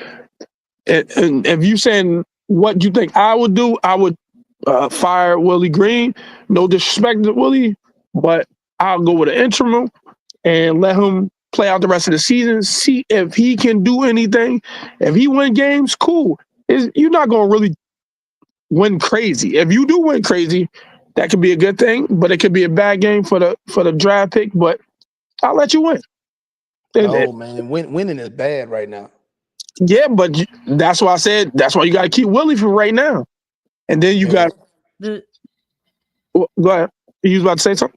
Yeah, I was gonna say the window to really get rid of Willie, they should have did that like a month ago, over a month ago, at least around the time that they fired Mike Brown. That would have been the ideal time because the thing is, you still had a chance to salvage the season if you get a legitimate coach in there who knows what he's doing. But the fact that they kept him through that whole situation, and obviously you could hear what the narrative was: injuries. So they were really pushing that. And so now that you're here, it's like once they got to past the first few days of January, I was like, man, they ain't getting rid of Willie. If they didn't fire him by now, they're not going to get rid of him. Now, maybe at the end of the season, but I honestly feel like they should go on and let him go, and they should start preparing now for, next season by bringing in the interim, seeing what Borrego can do. But then, because the thing is, you're top heavy. You're top heavy right now. We don't know what they're going to do with Brandon. We don't know what they're going to do with CJ. According to the track record of what they've been doing, they move slow. We don't know what it's been. Hurry up and wait. That's what's been happening. Because I feel like just like with Jonas Valanciunas, it's starting to feel that way with Brandon. They went in the offseason. They didn't come to terms on a contract. They went into the season, still didn't come up with anything. Got to the trade deadline, still didn't come up with anything. They didn't trade him. He went on and ended up leaving, and you got nothing for him. So, I mean, the thing is that this hurry up and wait situation that they've been doing for a while now, it's not working. Like we're not seeing any type of light at the end of the tunnel. We're not seeing anything foreseeable. Everything that we're talking about is like it's up in the air right now. Lex, think about this. They got to move. They got to let Brandon expire or move him, or they have to move CJ because trade money is going to come on the books next year. Yeah, that's true. But it's like when? Again, it's hurry up and wait. Like when? We're not seeing anything. You're not hearing anything. Like it's been really quiet with Brandon. We don't Nobody know don't want going. him. Nobody wants him. Well, no. I don't even know that for sure. He was supposed to go to the Jazz, but he said he wasn't going to resign there. So the Jazz took their trade off the table because he said he wouldn't resign there. So Brandon is doing some things behind the scenes, like you know what Brandon getting ready to end up with Jay Black?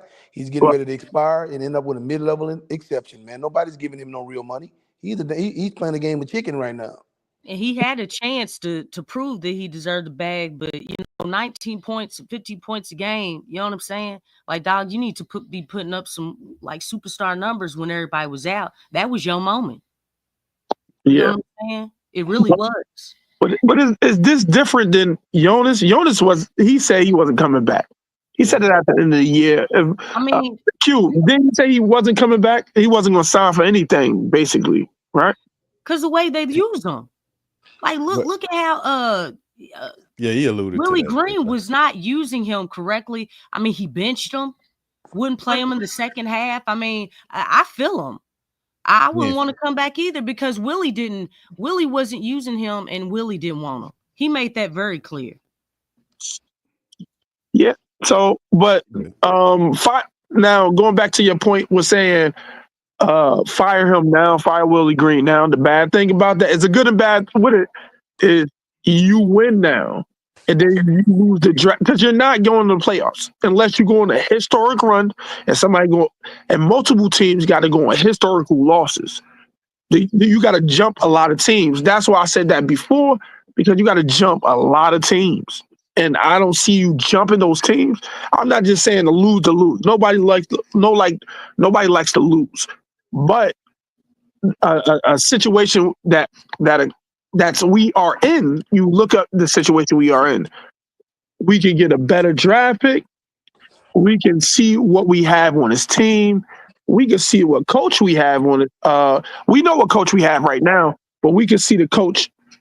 But I wouldn't switch him now because if he wins too fast, then you lose the draft pick, like the early draft picks, like the great lottery draft picks. I was thinking of the 1 through 7, I believe. You don't want to lose that. You don't want to win so much when you lose that. We always want to be in that range to get anybody from 1 to 7. So I think that would be the thing. And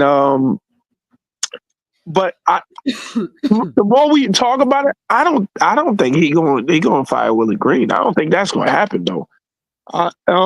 The more and more I see evidence, I think he's gonna keep him because this pivoting is really gonna be like us saying it is one thing. When them really doing it is another. Because somebody got to fall on this sword.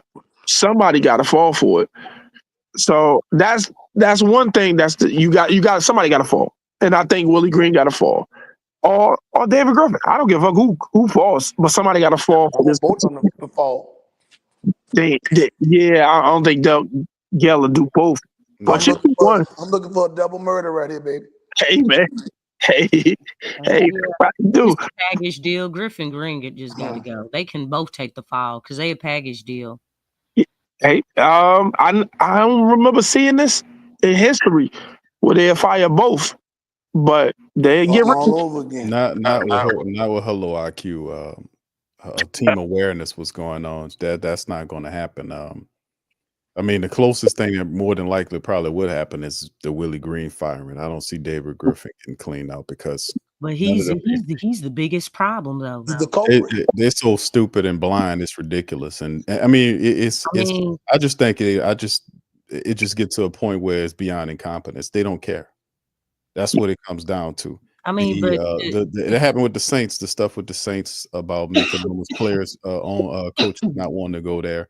And that's like, man, that's old news. I've been saying that for years about Mickey Loomis. He's an idiot. He's a moron. He's not a real general manager. He doesn't know what he's doing.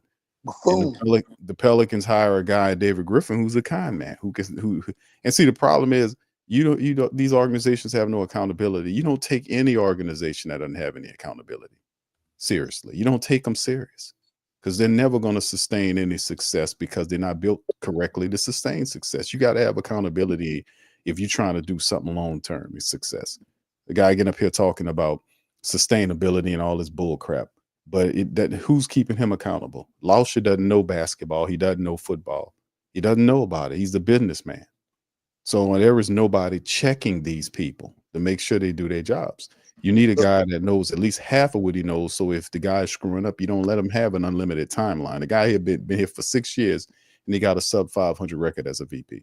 So if Lauscher is a bean counter, we need to start taking some beans away. That's all. That's the only thing you can do. I mean, all you can do, and it worked to get the Saints coach fired. But you got to get people to understand that because it's too many people, and it's just what it is. They just stay away from them games, man. They lean on the game like that. You know, they lean on the game, and this is a release for them for whatever they're going through their life. They enjoy the game, and some of that stuff they don't want to get caught into. But It's not gonna you're prolonging it if you don't get involved and stop supporting them. That's the only way they'll get right. They know what they're supposed to do. They just won't turn over the apple cart because they're getting paid. That's what it is. That lady don't care. That lady don't care. She done gave that job to Lexxah. Lexxah done hired 2 people that's not accountable. They don't care. If a coach who trying to get to your team tells you I'll take the job, but you got to fire that guy or hire another general manager, and they tell them no, that's not them telling them no. That's Mickey Loomis told that boy no. That was Mickey Loomis, because Loomis is the key decision maker. Lexxah's an idiot. He doesn't know anything about that. And Gail she's a brand ambassador. They don't know that this is the truth. This is what's going on. And the scam is up now. Scam's up now. It's up. You're not drafting well. You're not developing. You have shitty coaching. It's the scam is up. Poor so man. now it's up. So now you in front the nation butt ass naked, and this is what it is. But like you said, though, it's a cash cow, though, man. It's a cash cow. Yeah. They don't care. Yeah. That's what it is. Most of them do that. Most of the owners that buy it don't really care about the franchise. Actually, it's just like money. Yeah. No, but that's why you hire I don't agree with that because some of them won't, but some of them do. Owning the NFL, owning a NFL football team is a crowning achievement of a billionaire. They say, right? When you own that, that's like crown me, right? Yeah. So those guys are ultra competitive. They making changes. The only people that's not making changes is us down here. And Jerry Jones, because it's Jerry Jones' thing. It's his But thing. she gained, but it's a weird circumstance, Mose, because she gained the team through death. Dying, yeah. The man that he really didn't know, the team wasn't great like that under Tom Benson leadership. The NBA went to Tom Benson with the idea to buy the Pelicans because his brother Larry Benson had a group that was going to buy the Pelicans, and Stern or whoever, I think it was Stern at the time, Stern didn't want a group owning the Pelicans. He wanted one singular person, right? And he looked to Tom Benson and went to the idea with him to buy the team. That's how it ended up happening, because he liked Tom Benson's stability with the Saints, and he thought that would be a good match. So that's how he ended up with it. Into it too, right? Didn't Gail talk him into it? I don't know if she did. I heard there was a rumor saying that she did, but I think he kind of looked at the money he could make, and that's what he did, because that's what he did in the first several years of ownership. He was using the same medical staff that was with the Saints on the Pelicans, and them guys' injuries was mounting up. So people started getting on him for that, and he had to spend some money. So he made a deal with Oshner to use their health network. It was a lot more. I guess it's cheaper for them to do it that way as opposed to hire a full staff of your own doctors. Man, I hate to think about Gail like this, but man, maybe Gail got that good, man. That holler back. That's all I can think about, man. I don't know if he was doing anything at that time. He was kind of sickly, but you never know nowadays, brother. Yeah, bro. That medication he got out there, man. They got that medication stuff out there. So yeah, he was kind of sickly. I hate to think about it like that, but shit, that's the only thing I can think of. That's one of the things that make men move. No, she gained the team through the man dying. So I mean, but see, it's a difference because she took it from his family. Now she took it from his family. So that's what I'm saying. It might be good to holler back. I don't know. Well, there was a dispute between the ladies. They didn't like Gail. Well, can you understand? I see why. Benson's girls, his family on that side did not like Gail. She didn't like his girls didn't like Gail because they said he wasn't giving Tom Benson his medicine. She was giving him wine and candy. He wasn't getting this stuff. Hey man, I knew all this shit, man. I covered it. I'm telling y'all. Gosh. I'm telling y'all, man. It's the whole thing. Why does it sound like some kiddie stuff? Like what? It is. So when Gail got it, when he got mad at them and kicked them out of the will, took all their cars from them. They had Benzes and all. He had several Benz dealerships down here, luxury car lines that he has, and they kicked he kicked his girls out of his will, and out of the will, and then he took their cars back. But he gave them some money, though, right? Didn't he give them some money? After they came back in a countersuit, they sued him for that. And the only reason why he settled with them because the lawsuit demanded that they break open the contracts and the books, the deals that he had with the state and the city so they can get their proper amount of money. The moment that was presented, he settled with them. He did not want. He took him out the trust, right? He took him out the trust. Yeah, but they got broke off. But what really got him is the fact that he settled with him because he didn't want to break open the contract, so you could see the money that the deals between the state and the team, because they sealed. Mhm. They sealed those agreements. You had to unseal them, and it would have been to all the contracts. The data would have been out there to the public. I was like, I already told y'all what it is. They don't pay any rent on those buildings down there. They don't And they pay get any to keep all rent. the money. They get all the concession money, the parking money, the ticket money, all that money. They get all of that money. Plus, they get all kind of little secret goodies and subsidies. That's why she the richest person in the state. I mean, second richest. You don't get up there without having ways to hide your money, because that's how they be able to control you. They be able to power the taxes, the ability to power the control. So if I can tax you, I can control to a great degree, how much money you bring back. So what you think she do all day, man? She's an ambassador. She does our charities. And Interior that's her designer. life. That's her life. She goes from charity to charity. She meets with these different cats and people for these different charities. That's her life. That's what she does. And every now and again, she'll take a trip over there to kiss the Pope's ring and come back and stuff like that. And that's her life. She doesn't deal with the minutia, doing anything with the team. She'll stand in a huddle and stand in the tunnel and shake hands and give hugs, and every now and again she'll go in a Kiss locker room. babies. Yeah, that's what but Gail and having that's not something she don't, as long as the money's coming, Gail is good. She'll get mad every now and again, like when Anthony Davis did that thing where he got pissed off and walked out of that stadium. She went down there and fired Dale Demps. So it would be certain rare circumstances where she'd get pissed off enough to do something. It's just not enough. And she don't go far enough. Like when she ordered Mickey Loomis to fire Dennis Allen, he was pleading with her not to fire the guy because he's an idiot. And then when she was forced to fire him and get rid of him, Gail didn't stop. She stopped right there. She should have kept going, which means she should have had a comptroller or hired somebody to come in and look over the team, hired a person to come in and just do inventory. Yeah, due diligence. Go talk to the players. Go talk to the players. Go talk to the supporters. Go get their ideas and do a full report on what that is and present it. That would be a great idea if they do. Does she? Like that, man. Doesn't she have a Doesn't she have a brother or something? No, I don't know. I think she by herself. I don't think she has a brother or anything. I don't think Gail has a brother. To me, I'm not certain. Does she have any like other owners that happen to be a friend, or because look like somebody would call her up and advise her. You know what I'm saying? That's from the league. Look like the league will call her up and say, Yeah, they said she got a sister and a brother, Brenda and Wayne. Well, I think that's her siblings. She said, and it's her siblings. But you don't think somebody in the league office would call up and say, "Look, Gail, you got to change what's going on. I know whatever." Because I know the league does stuff like that, man. Yeah, they do. But that's the old league. That's the old league. This new league, he don't be calling nobody. It don't seem like it. He let everybody run rampant.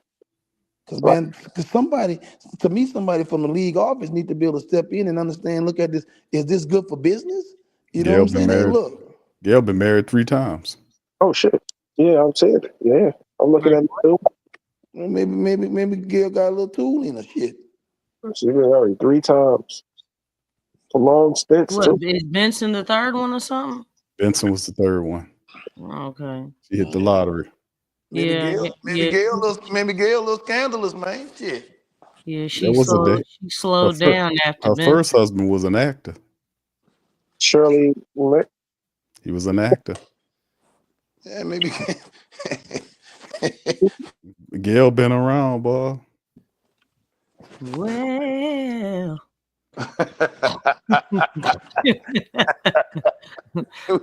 That was a time. Yeah. She don't have any kids or anything, though, right? No children. Yeah, she probably cut some things out, so she didn't have to deal with that. She might just be a barren land there or something going on. I don't know what's happening there. Might be barren. Yeah, that might have been a perk. Yeah. But the second husband was Thomas T. Bird is his name or whatever. I'm like, okay, Gail. Gail ain't no bad looking woman, but it's her third marriage. She doing her thing. Look, and we're not including anything in between, right? There was rumors. There was a lot of rumors going on. You know what I'm saying?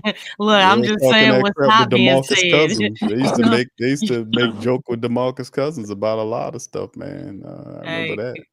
Because we know about we already we already know about what's the name over with the Lakers. Oh, Jeannie? Yeah.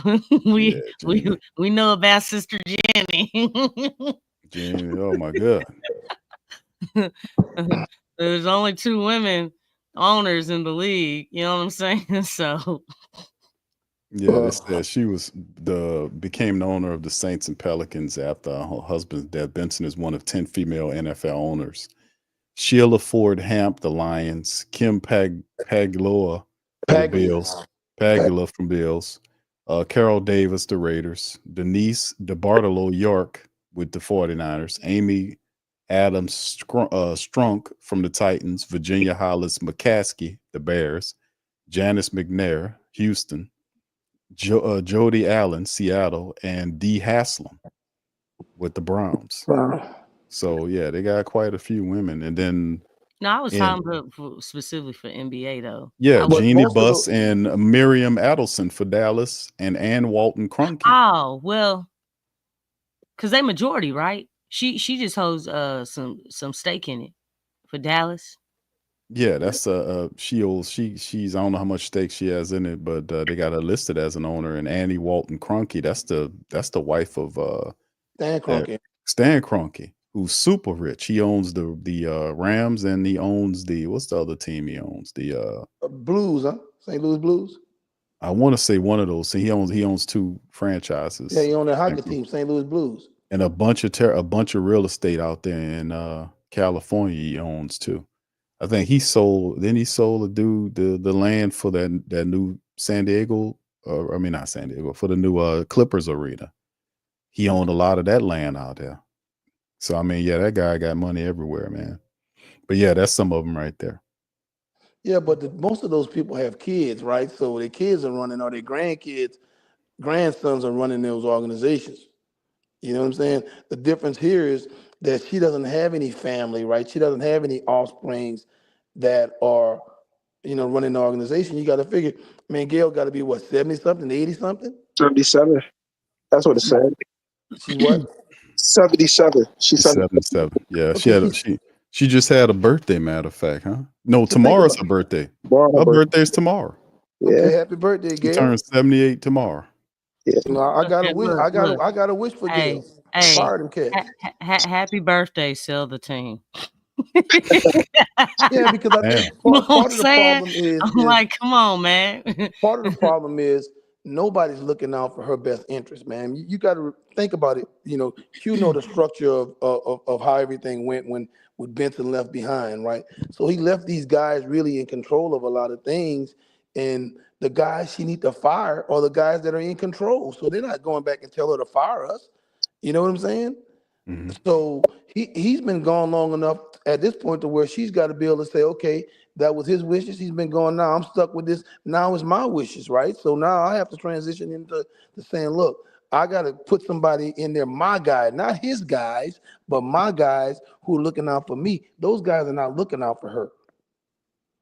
And that's where the issue lies. She needs to go and find her own person who reports directly to her, who can evaluate everything that's been going on in that organization and everybody. Like you say, Q, bring somebody in to do an audit or commission somebody to do a study or whatever and see what's going on. And if we see that these people are incompetent and not doing their job, she should be at that point ready to move on those guys and put some guys that report directly to her, not to Lauscha. You understand what I'm saying? Because right. And that's what's going on, man. She does not have anybody that's that have her best interest. That's why those guys could get away with this stuff. Yeah. You know the first thing Griffin did when he saw what the ownership structure was and got this job, he most probably said, man, I done stumbled into hog heaven here. I can do whatever I want to do and nobody's gonna bug me. Yeah, for about a years. Yeah, he did do that. But Yeah, and I think man, it's enough now. I think it's time to deal with it. He had enough time. He had the Anthony Davis trade. What he came in before Anthony Davis was about to get traded. Mhm. He had that whole he had his chance. He had his chance. He had a lot of deals. But yeah, so if they do fire him, the next GM or VP would clean house, most likely. They'd clean house with everything under them. and if I'm If her, he's smart, he would. man, if I'm her, I would get with somebody in the league office, man, to help me to find my guy. You know what I'm saying? That's gonna report directly to me that I trust. Not because you got, man. I know she has the confidence in those guys who she hired along because her husband left a structure in place, bro. Benson left a structure in place for everything to be how it is. But at some point, man, those guys have no one evaluating them. Those guys are not answering to anybody. That's why the public have to make Gail answer to them. Therefore, she can go down and say, you know what, man, I gotta move you guys. This ain't working. Because I don't care what anybody say. This shit ain't working. It ain't working. That's what I'm saying. They could, but what women like to say, I could do bad all by myself. And it basically, What we I mean, so somebody to tell somebody to tell Gail she can do all bad by herself. Because what they doing, she got some cats in control that's starting to mess with her public image and people starting to, because if people start talking about it enough, then why in the hell am I under this scrutiny with all this negativity and I got these clowns running thing and this is coming back on me. So you know what time it is right now? It's time for me to say, hey, look, I don't know if she got that kind of toughness, right? You know what I'm saying? Because everybody ain't built that way, bro. You know what I'm saying? So, that's what she's got to do. She's got to grow a pair and say, you know what? I gotta change this. I don't want to sell the teams. I hear people saying this. We've entered into a era of bad basketball and bad football. So what I have to do is bring in fresh and new ideas.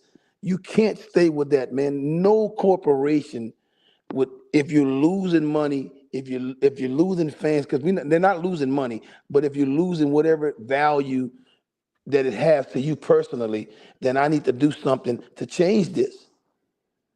That's all I'm saying. She's got it. There's no way in the world that woman is blind or deaf to the criticism that's going on right now. She's blind and deaf. Definitely. I mean, Yeah, she had plenty of chance to grow. I mean, proving you wrong. it ain't a quiet situation going on down here, man. It's not a quiet situation going on out here. I mean, this is a very vocal situation for both these teams because they're struggling equally horribly right now. In the great words of Q, in the great words of Run DMC, you're blind, you can't see. You need to wear some glasses like DMC because she need to put some on, baby. She turned, like you said, it's she's not motivated enough to fix the problem to go beyond what was given to her. She does not want to rock the boat in terms of the money. She does not want the personal responsibility to make the decisions because she doesn't feel comfortable walking out that. To fire Allen, right? But the money ain't gonna change. The money ain't changing. I'm not saying these people ain't gonna rock the boat, man. Look, she ain't gotta relieve a bean counter, but what she need to do is get somebody else that can help her with the structure of her organization. Hire as far someone who knows how to do that. Who's running those organizations? You need to hire somebody else to run those organizations because we know Mickey Loomis run the football operation. Right, we know Griffin run the basketball operation. We know they Lauscher is the guy that's between them and Gale, right? According to the way this thing structured. And Lauscher is a bean counter. The guy, man, that dude's a square. He most probably not even a sports fan. He's an old white guy. He most probably like baseball like old white guys do. You know what I'm saying? So my whole thing is, man, somebody got to be able to say, even if it's Lauscher, man, Lauscher is not a fool, bro. That man cannot have ascended to where he has ascended professionally and not have sense enough to know that something's wrong. Mickey might be your friend, bro. Look, you ever saw that movie Carlito's Way? And Yes. and it got a line when the dude said, "Carlito, your loyalty will get you killed." Yep. Man, his loyalty to And then Blanco got him. yes, your loyalty will get you killed, man. You gotta let this clown. You got when that dude did a press conference chewing that gum like that, I'd have fired his ass right then and there. You know what I'm saying? And then you got those two guys got to go, man. I don't know how many ways I can say it. You know, I dabble in a couple of other languages, but vamos, got to go, bro. You know what I'm saying? They got to go. You know, that's you know, and this can't. What I'm telling you is, David Griffin and Mickey Loomis cannot correct these situations. They cannot correct these situations. So all we're doing is prolonging the inevitable. We just making this. It's almost like, you know, the team is in hospice and we just giving people morphine to be comfortable right now. That's what's going on right now. We in hospice right now, bro. Yeah, it's gonna take something, man, for us to kind of get up out of this situation. That's for certain. But I don't think it'll be the leadership from the Pelicans or the Saints that'll do it. So what do we do? So it's up to you. You gotta not support them. You gotta be vocal about your non-support, meaning I'm not going to support you because of this. And we're saying fire Willie Green, fire this guy. Yeah, that's true, but I would just add this, like, with your criticisms, give, you know, real solid, intelligent answers. Why? Because this guy is not doing a good job. His record is 230, whatever it is, in 6 years. He has 3 coaches. He's full of it. And it's just what it is. And like I said, these people don't. It'll be different if you had somebody that was over him that knew what he was doing, that knew that he was failing. But these are idiots. These people don't know about nothing about who they're hiring these other guys to run the team, and they don't have enough information or enough know-how to know how to keep them accountable. That's what I'm all about. If you can't put that in the building, then you won't have no success. That's why they win and then they lose. That's why they win and then they lose. That's why they can't sustain the success that we see most of these other programs do. They can't keep it up. Does she roll around the town with bodyguards and all kinds of stuff like that? Not that I know. I mean, when she go to some of these events, now when she got carjacked, I'm pretty sure she got people with her then. But when she was rolling, she was usually be rolling around. She didn't have anybody with her. But when after she got carjacked, I think they started giving her security. Well, she go to church all the time, man. Catch her when she going to church and say, "Miss Benson, look, we need your help. You need to look into this." I mean, not be belligerent or ugly to the woman. I'm not saying that. But just if you see her out, Miss Benson, please help us. Those guys got to go. Crazy enough, Mose, there are people that approach Gail Benson. She's very approachable. Yeah, very approachable. She's a people person. She's a socialite. So she's out and about. She's not stuck up somewhere where you can't. She'll walk up to you. She'll shake your hand. And you go to the hospital, she in there shaking people's hands. Some of these people sick. She waving and she's very, she's approachable. So you can talk to her and all this kind of stuff. You could do that. The thing is, people have told her about it. That's how she got on it with the Dennis Allen thing. It's just, it is a case of it's 2 losing franchises at the same time that's losing very bad. And it's frustration. But if you listen to Mickey Loomis just telling you it's injuries, he's just telling Gail, it's just injuries. That's all it is. Okay. Oh my God. That's what it is. So that would make me fire a person just the way that you spoke. Well, it's because that's what it is. I mean, golly, come on, man. Don't listen. That word, you don't underestimate that line, because they've been using that for years and people fall for it every time. Bro, but if you think about it, it's been injury. There's always been some type of injuries. But the thing is, like, you can still there's things that you could have done because they haven't been proactive. They don't talk about that. I know. It's basically what they can see on paper, because that's corporate. Well, I'm just telling you right now what's going to happen when we get toward the end of the year. The number one excuse that they're going to say is that Yeah. injuries ravaged the team. That this guy missed this many games, and then he knows that the majority of us will not remember exactly what happened. They know how your mind work. That's what I was Yeah. saying about how then when you talk about Saints stuff, and trust me, I talk to Saints people all the time when I do other broadcasts. Talk to them all the time. A lot of them have that limited thinking. No disrespect, but it's what it is. They believe anything and almost everything these people tell them. So if Mickey Loomis comes out and tells you injuries is the reason why they lost, a lot of them people are going to accept that as true. Now I'm different. I will tell you you're a damn lie. Injuries didn't stop you. Bad coaching did. Bad preparation did. Yeah. You know, That guys dropping organizational structure. passes. Right. Guys And not dropping knowing passes. your player Guys not personnel. knowing a playbook. Guys not knowing what they're supposed to do. Guys not being Guys not prepared. having a playbook. Okay. Well, that's Okay. Pelicans. You Yeah. don't have one, Big Yeah, Q. this is All true. right. Well, I That's the know. part. I can That's problem tell. has they're been not gonna go at them like that. And then of course the people that need to challenge them like that, they won't let you be up in there. Like I showed you this picture for a reason. I want y'all to keep this image in your damn head because this is really what goes on. You ain't gonna get heavily criticized from the press unless you invite him in. Y'all see Jake Madison? He back in the back there. So like I said, man, he these got people, Loomis. yeah, these people, he's a suck ass now, most probably. these people work with. I don't have no issue with Madison, man. I think the man does what he does. It's just what it is. They have roles to play, just like we have roles to On play. the payroll. Right? It's a balance. You're gonna have guys on this side and guys on that side. You're gonna have guys that toe the line and guys that buck the line, that buck the narrative. That's just the balance and the order of the universe. So whatever role you choose, that's on that individual based on whatever they got inside of them that they were taught to lean on. And some people figure that's how you make it. So I leave that type of thinking and that judgment upon the Most High to deal with people from how that is. I'm no judge. But at the end of the day, all I can tell you is that they know how to run this game because they studied from the past. Tom Benson used to get negative press all the time about the Saints, and he bought up the paper. He bought the Times-Picayune. He bought it. He bought it. This is how they deal with it. If they don't like what you're saying, they'll just buy you out.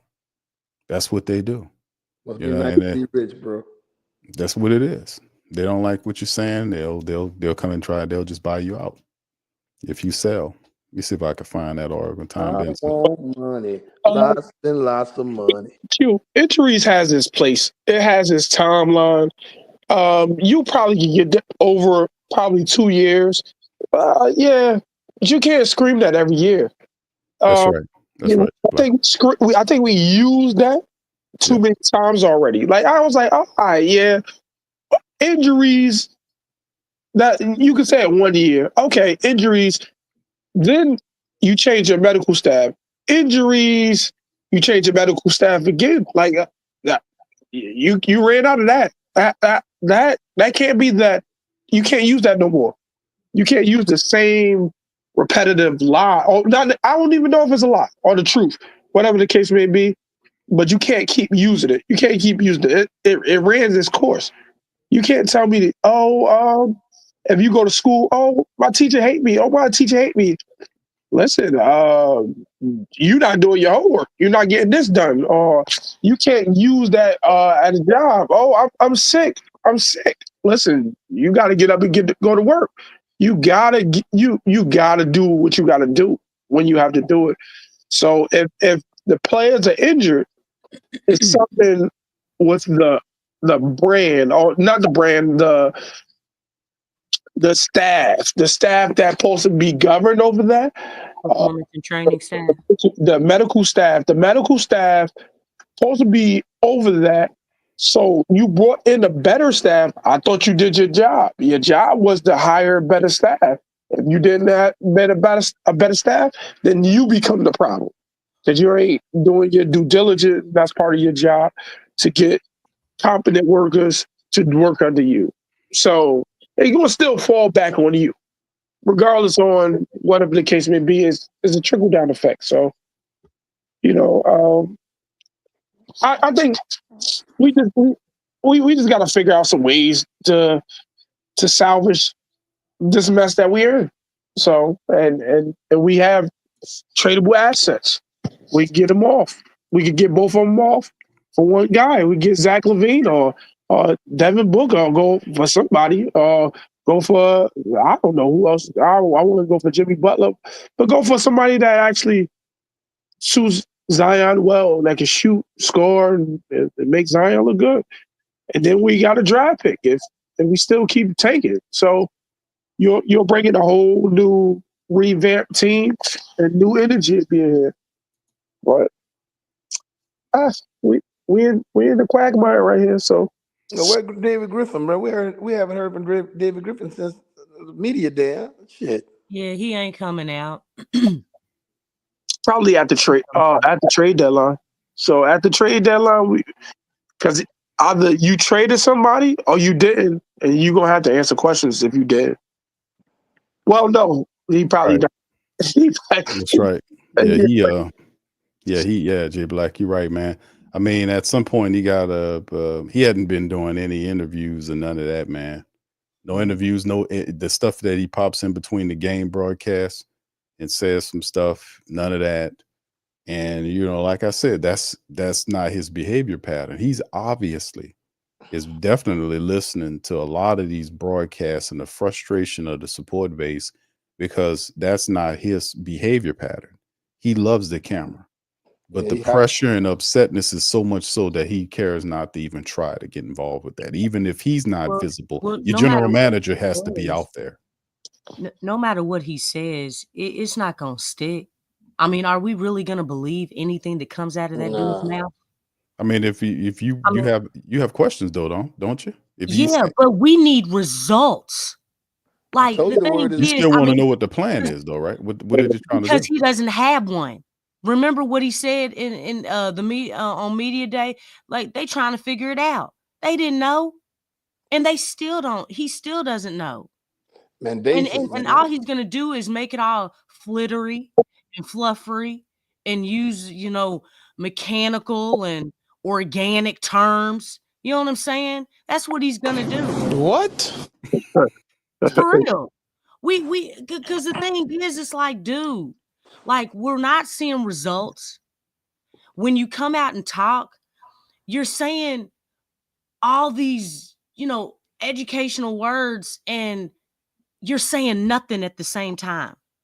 You know what I'm saying? Like, we don't want to hear that. It's like, dude, like you need to give us something. Obviously, we know that you're not going to tell us everything. We understand that. We get that. Nobody does. But the thing is, you can at least shed some light on what's going on and share some of the plan or some type of direction. But we know that he's not going to do that. Hey, you know something, bro? As crazy as Jerry Jones is, that son of a bitch gonna stand in front of them cameras and deal with whatever the situation is, man. He ain't running from nothing. See, Griff, but Griff is hiding out, man. He's a slimy character, man. I tell you. Yeah, he don't want none of the smoke, because he know them hard, tough questions are coming. It's like, dude, you got some things to answer, and ain't nobody trying to hear that BS, man. Ain't nobody trying to hear that man. Are they allowed to? I don't think they're allowed to ask hardball questions. From my knowledge, a lot of them don't ask hardball questions because I think they're recommended. Yeah, because they bought and paid for it, so that kind of helps. But still, there's still a lot of heat right now. Yeah, if it's an independent person, probably, or somebody that just want to buck the system and make a name, that they'll probably ask them some tough questions. But usually, they're gonna be softball questions. But I still want to see his answers, because I want to hear his answers, because he got to explain some of these things. But I kind of think I know what's going to happen. Doing nothing at all. I think he's going to do bare minimum. He likes to do the bare minimum type of move, or it's like a I think he's going to do a move that gets under the salary cap. We know that's going to happen. That's the bare minimum. Right. But anything else after that, I don't think he's going to do. So that's a Javante Green trade. Probably. Yeah. And a draft pick back. You don't know what aggression means. Talking about we're going to That's be that is the least though, right, Jay Black? That's the least he could do, is because there's a lot of rumors now swirling around Javante Green, how well he's playing, that there are teams interested in Javante Green having him. So at the very least, that would be a trade that you would could call a bare minimum trade. Yeah. You know, so that might be the move. Reality, we'll see. We can come back to this, but I think that would be the move. I would want Brandon or CJ gone. It don't matter, but because you want those $30 million. Because the thing with CJ, he might do a lot with helping with it. So him scoring a lot of points or having these 56 points. Hey Google, what's the temperature outside? Yeah, I don't need that. I don't need that right now. But he gonna have these breakouts, and that's not the way the we're going this year, in my opinion. My logic is say, all right, we gonna pivot. Since we had injuries, we're gonna pivot and we're gonna get a good draft pick. So we're gonna do this. If CJ stays here, you're gonna have some breakout games he's gonna have, but then you're gonna have some disappearing acts. So huh? I still like tonight. That's kind of, we that's the thing with shooters. Shooters comes and goes. Like it's not you going to stay hot in long periods of time. Shooters come and go. They up and down. That's how the game goes. Then they balance themselves out. Unless you like a Steph, and even Steph is going through his. I don't even know what he's going through because I don't be paying attention to no other team. But you go through your ebbs and flows. Then you're going to get hot again. Then you're going to get a cool off spot. So, but you can pivot right now and get a nice player that you can hang your hat on with Zion. So you can say, oh, well, Cooper Flag and Zion bring them to the championship. Or will Bailey and Zion take him to the championship. Now you can have another guy that you can start leaning on. Now you got something to build around and have some more excitement back in to this situation, because the excitement is gone. The excitement is gone. Even if Zion playing, it's not a lot of excitement. It was supposed to be exciting. Hey, BB King said the thrill is gone. Yeah. Thrill is gone. What? We got to do something. Oh, well, they got to do something because Shout have been did something. I'd have did something. But yeah, the Javante Green is looked like that would be, if that could get you under the first 8. Yeah. That's like the move. Yeah, we'll figure that out. Yeah. So, but if something big happened, another thing I would have thought they would have went with Orlando and CJ and Orlando, some type of player from their team. I thought that would have been a nice move. I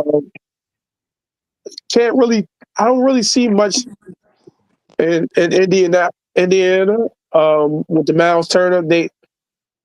I don't think he could get traded. I don't know if he could get traded, but they've been screaming his name so long. So I thought they'd try to do something with him. But it ain't a lot of things we can do. It's not a lot of options. So, but somebody's going to get desperate and try to be a championship team. So we could give them a player. Yeah, the closer they get to that trading deadline in a couple of weeks. Yes. Now, what's a team that y'all see? I just named 2. Like Detroit, man. Detroit got a chance to get in the playoffs, man. Yeah, I think they in the AC right now. Yeah, they need a player too. You know, Dallas got those injuries. You know, maybe they'll look to do another move. Yeah, Kleber just got hurt on tonight. Even Indiana is a move away. You know, are they Brandon Ingram away? Shit, I mean, they could use another score. Are they? Because all What's they the got salary? is Because Yeah, salary plays a lot. I had an insider talked about that. We covered that on the last stream, where he's saying there is nothing so far, and of course that could change. Yeah. Over the next 2 weeks, you'll see a fever pitch the next 2 weeks based on what could happen. If they feel like they Milwaukee can need to make a move. A bunch of yeah, teams in the East need to make a move. Atlanta right, could use a move. right. So I mean, they for what yeah. they're saying, it was very little interest on Brandon Ingram, and that's a lot of people believe because of his injury. He's how Well, healthy maybe, is he? and then also, people try to, depreciate your assets too, right? Okay, we're gonna say, That's right. try to where we can lowball you, right? So we don't know. We'll see 2 weeks from now, man. The proof's in the pudding. We'll see where everything at. Because there's a good chance somebody might come and say, "Hey, look, man, we may be Brandon Ingram away from, making it to the conference finals. Who knows, right? Especially on the East side." What about Brandon Ingram to the Nuggets? So Monday already at Yeah, the they already at the that second that's April. physical. I think That's physical. they found their solution. They found their answer. They just made some changes to their starting lineup, and it's been working. For Westbrook. But no, Yeah. I don't think they can do it because of the second apron thing. They got a money problem.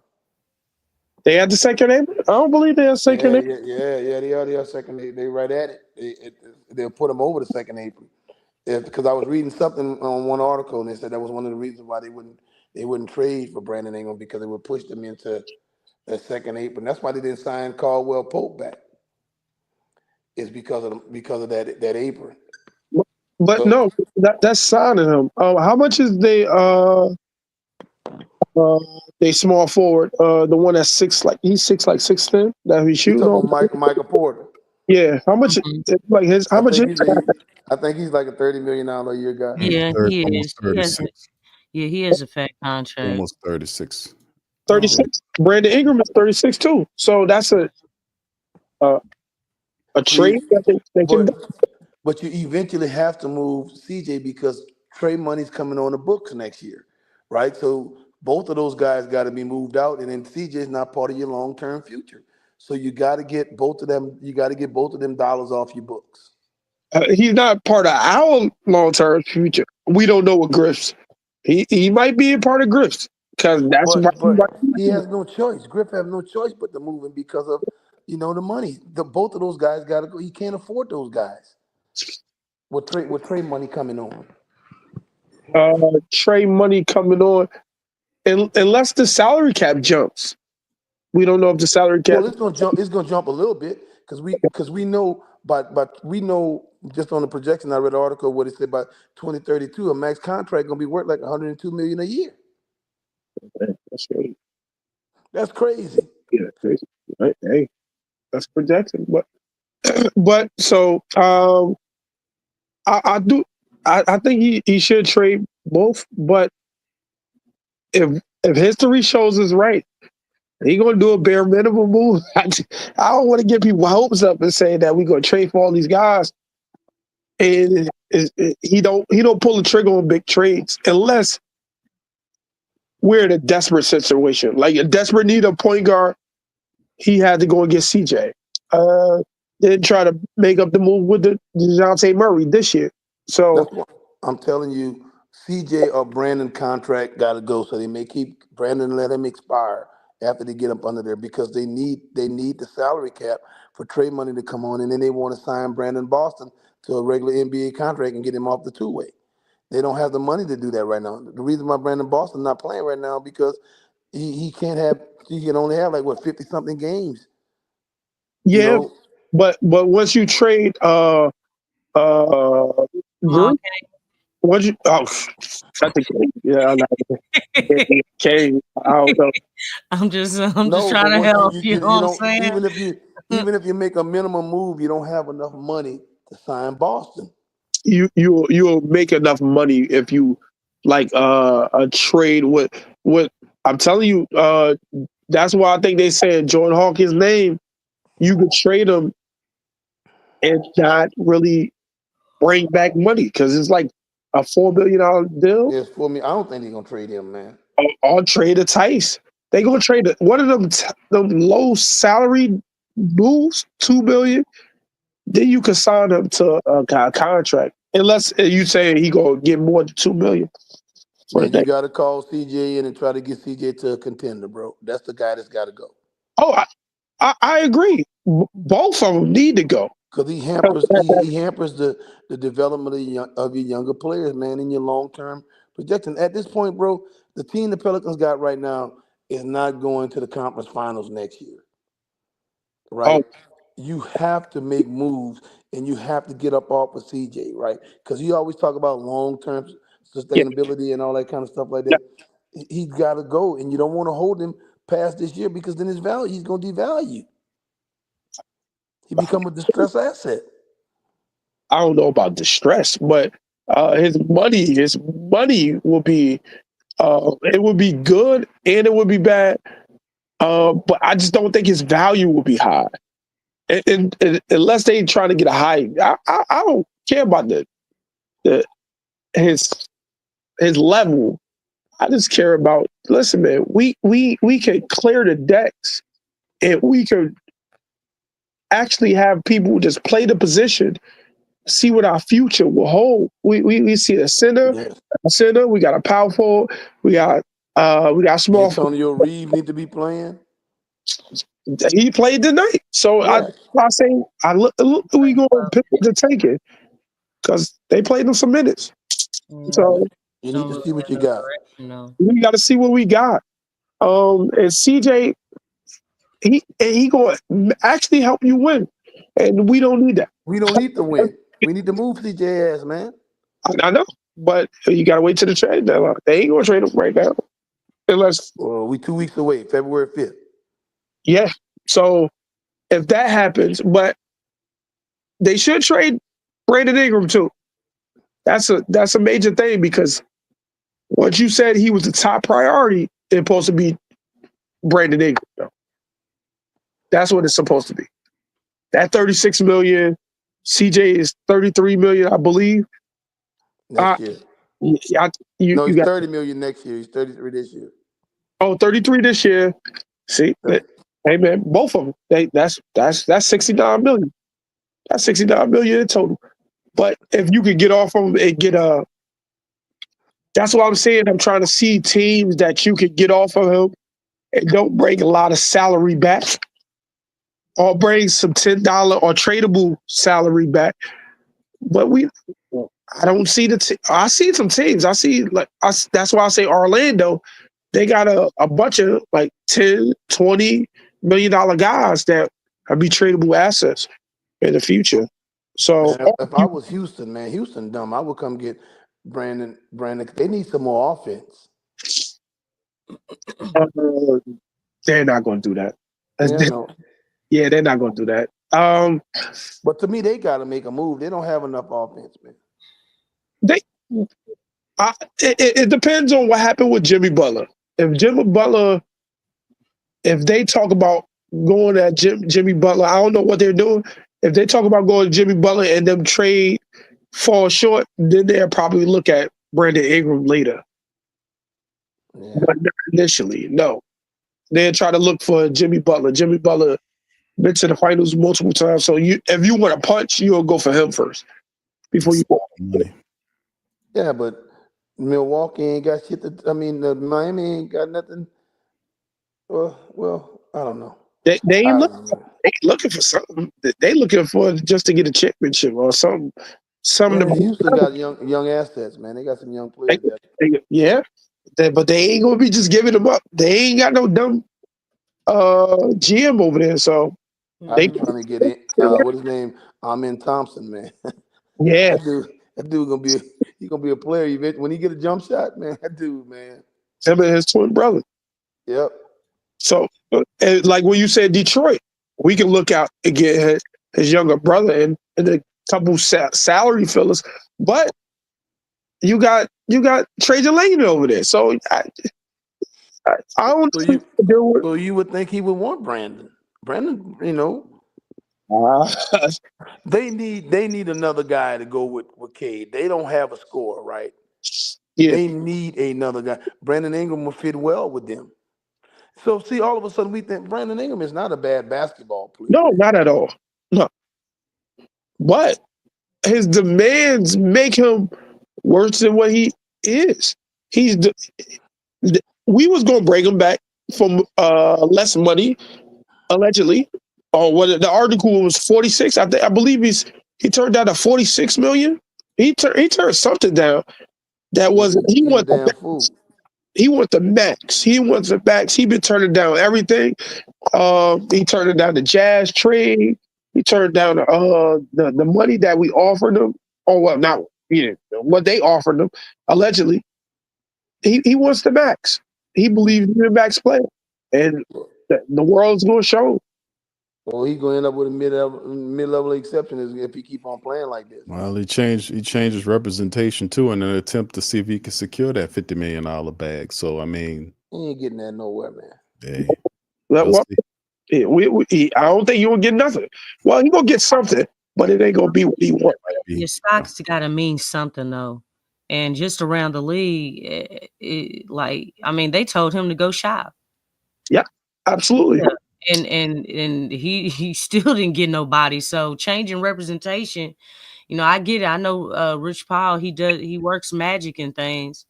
He may get a good deal. I don't have any doubt about that, but it's not gonna be what he wants. It's like, dog, look at the stock. Look around the league. Like nobody sees him that way. So that doesn't even make sense. I mean, business is going to kick in. I mean, unless he has fleece powers like that, that are so powerful where, somebody is stupid enough to give that to him. But well, it's usually a team. The way years pass, it's usually a team that's historically bad that overplayed somebody that caliber. But this internet changed a lot of things, man. It changed the league. What we was before, they wasn't letting people walk. They was paying people, but they're not paying people right now. They're not. They pivot on you. Like if you're not they cut out that middle tier. That middle tier player, they cut them out. It's only top tier and low tier. That's it. It's either you're a superstar or you're a role player that we can a 3-and-D guy we'll pay money to. You're not, that middle tier is not there no more. Not for like Jimmy Butler's having a hard time, Brandon Ingram having a hard time. Those tiers, no. Exactly. Well, Zach LaVine already got the money. Yeah, well, I know, but I mean, you still have teams that do pay them, and then once they see that, oh man, we made a mistake.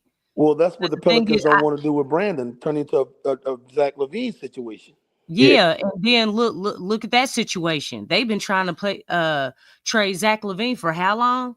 A minute now. Yeah, you know. That's what Jimmy happened. Butler got a $52 million play option. Yeah, he gets injuries getting away too. That's another thing that complicates it outside of that money. I mean, he can't stay healthy. I mean, because if he stayed healthy, they would have been moved Zach LaVine. Yeah, and when he's healthy, he's a force. That's the problem with a lot of this. Like that's a similar situation with BI currently. Like Brandon Ingram right now. We can move BI if he was healthy, I'll take that. Right. If he was healthy, you probably would have a trade suited for him right now. But that's what the insiders are saying, that they're looking at his injury situation now and into the future. So, and then also as a caveat, as well as the Pelicans also considering a sign and trade if they can't move him by February the 6th. So this is also stuff that's being bannered about. I don't know exactly. Trade would be after the season. That's right. Yeah, absolutely. So that's also something that they are rolling around if they can't find a suitor for him before the trade deadline. So I mean it's a mess, So we'll see exactly how it roll, man. We're gonna have to cut it right there, man. There's some great talks tonight, man. We appreciate Jay Black and Moles. That's the veterans, PPR veterans on the show, jumping in, dropping some good game. We know Jay Black pops in. They're gonna give us the professor standpoint. Brother Moles, the wisdom. Brother with the bullshit. Never that, Moles. Never that. I'm just Brother playing, Mo- Q. Man, I Brother- enjoy y'all, man. I enjoy this forum, right? Because it's an opportunity to get on here and talk and hash out some things that you're thinking, right? So, Mm-hmm. Sir, that's what we do it, man. Yep. It's therapy, Mose. It's It therapy. is. Everybody feel a little bit better for getting that out. yeah, I feel like I can smoke a cigarette now. No, What? I'm just playing, man. I don't. What? Bro, what are you talking about, man? Oh, goodness. Is We that just is that joking, Westbrook? J-Black. Not Is that literal, Westbrook? man. It's not literal, Yes. man. Just Yeah, bullshit. It is? Mm-hmm. Okay. You I know, was about to say, why does that sound like Westbrook? Okay. That's All right, it makes sense now because I can see his facial expression. What? When he did that. Y'all crazy, man. But Goodness. that's been real, man. I'm past my bedtime anyway, man. This used to be club time for me. So. Mose, don't say that, man. Man, What? Messing with you, You cats, man. young at heart, man. You know what I'm Yeah, saying? I'm doing the best I can. But I'll see y'all next time, fellas. All right. Thank you, Moles. Much I love, brother. appreciate Be you. safe out there, man. All right, and the rest of the fam, listen, man, we appreciate y'all for popping in as well. J Black, shout out to you, my brother. Appreciate everybody in the chat as well. Listen, fam, we'll be back on Monday, man. The Pelicans, they travel to Toronto to take on B-Crap, his team up there. We're gonna see if he can get we'll see what he can get, what he can do up there, man. But they're on a 3-game winning streak, man. Toronto playing some good ball right now, man. They moving it. So the Pelicans ain't gonna waltz their ass across the border and go up there and think they're gonna take down Toronto. It's gonna be a fight, man. Just like what happened in Charlotte, man. You gotta look past these records on some of these teams, man, because hey, man, they trying to win something, man. They looking at the Pelicans as a big goose. Barbecue chicken. That's right. All right, so with that being said, we're going to get out on that, man. Y'all do us a service. Hit the like button. Hit the sub button if you're not a sub. Feel free to hit that notification bell for future content, man. And the share button is always a good thing to do. Helps out the stream. So with that being said, y'all have a wonderful rest of y'all weekend. We'll see you on Monday night. Much love. Go Pelicans. You're listening to the Pelicans postgame report on the PRO Media Network. For all things Pelicans. Perfect. Fly Pelican, fly Pelican, fly Pelican. And I tell them that. Birds of a feather flock together. Fly down, I'm a Pelican forever. Pelican forever. Ain't gon' lie, I feel flyer than I ever been. We stay ballin', this New Orleans, I'm a Pelican. It's going down in the nest, wild, wild west. Come in town and you best, show us some respect. 3-point threat, I better make it rain. If it's up, then don't jump stupid like your ankle sprain. Always said, never hate the player, hate the game. Jumper where the dame late, bunch of train. Post game, Big Q, talking about business. Bird gang, YouTube, they ain't flocking with us. Lock up the division mission, get into the finals. Finish competition, then it's going win the title. I know this flyer than you can get. Such a threat that the refs just might call a tag. You could double, you could press, but you can't check. Right, left, slide by you like a Eurostep. Fly Pelican, fly Pelican, fly Pelican. And I tell them that birds of a feather flock together. Fly down, I'm a Pelican forever. Pelican forever. And never, and never, and never, and never, and never, and never say birds of a feather flock together. Yeah, fly die, I'm a Pelican forever. Pelican forever.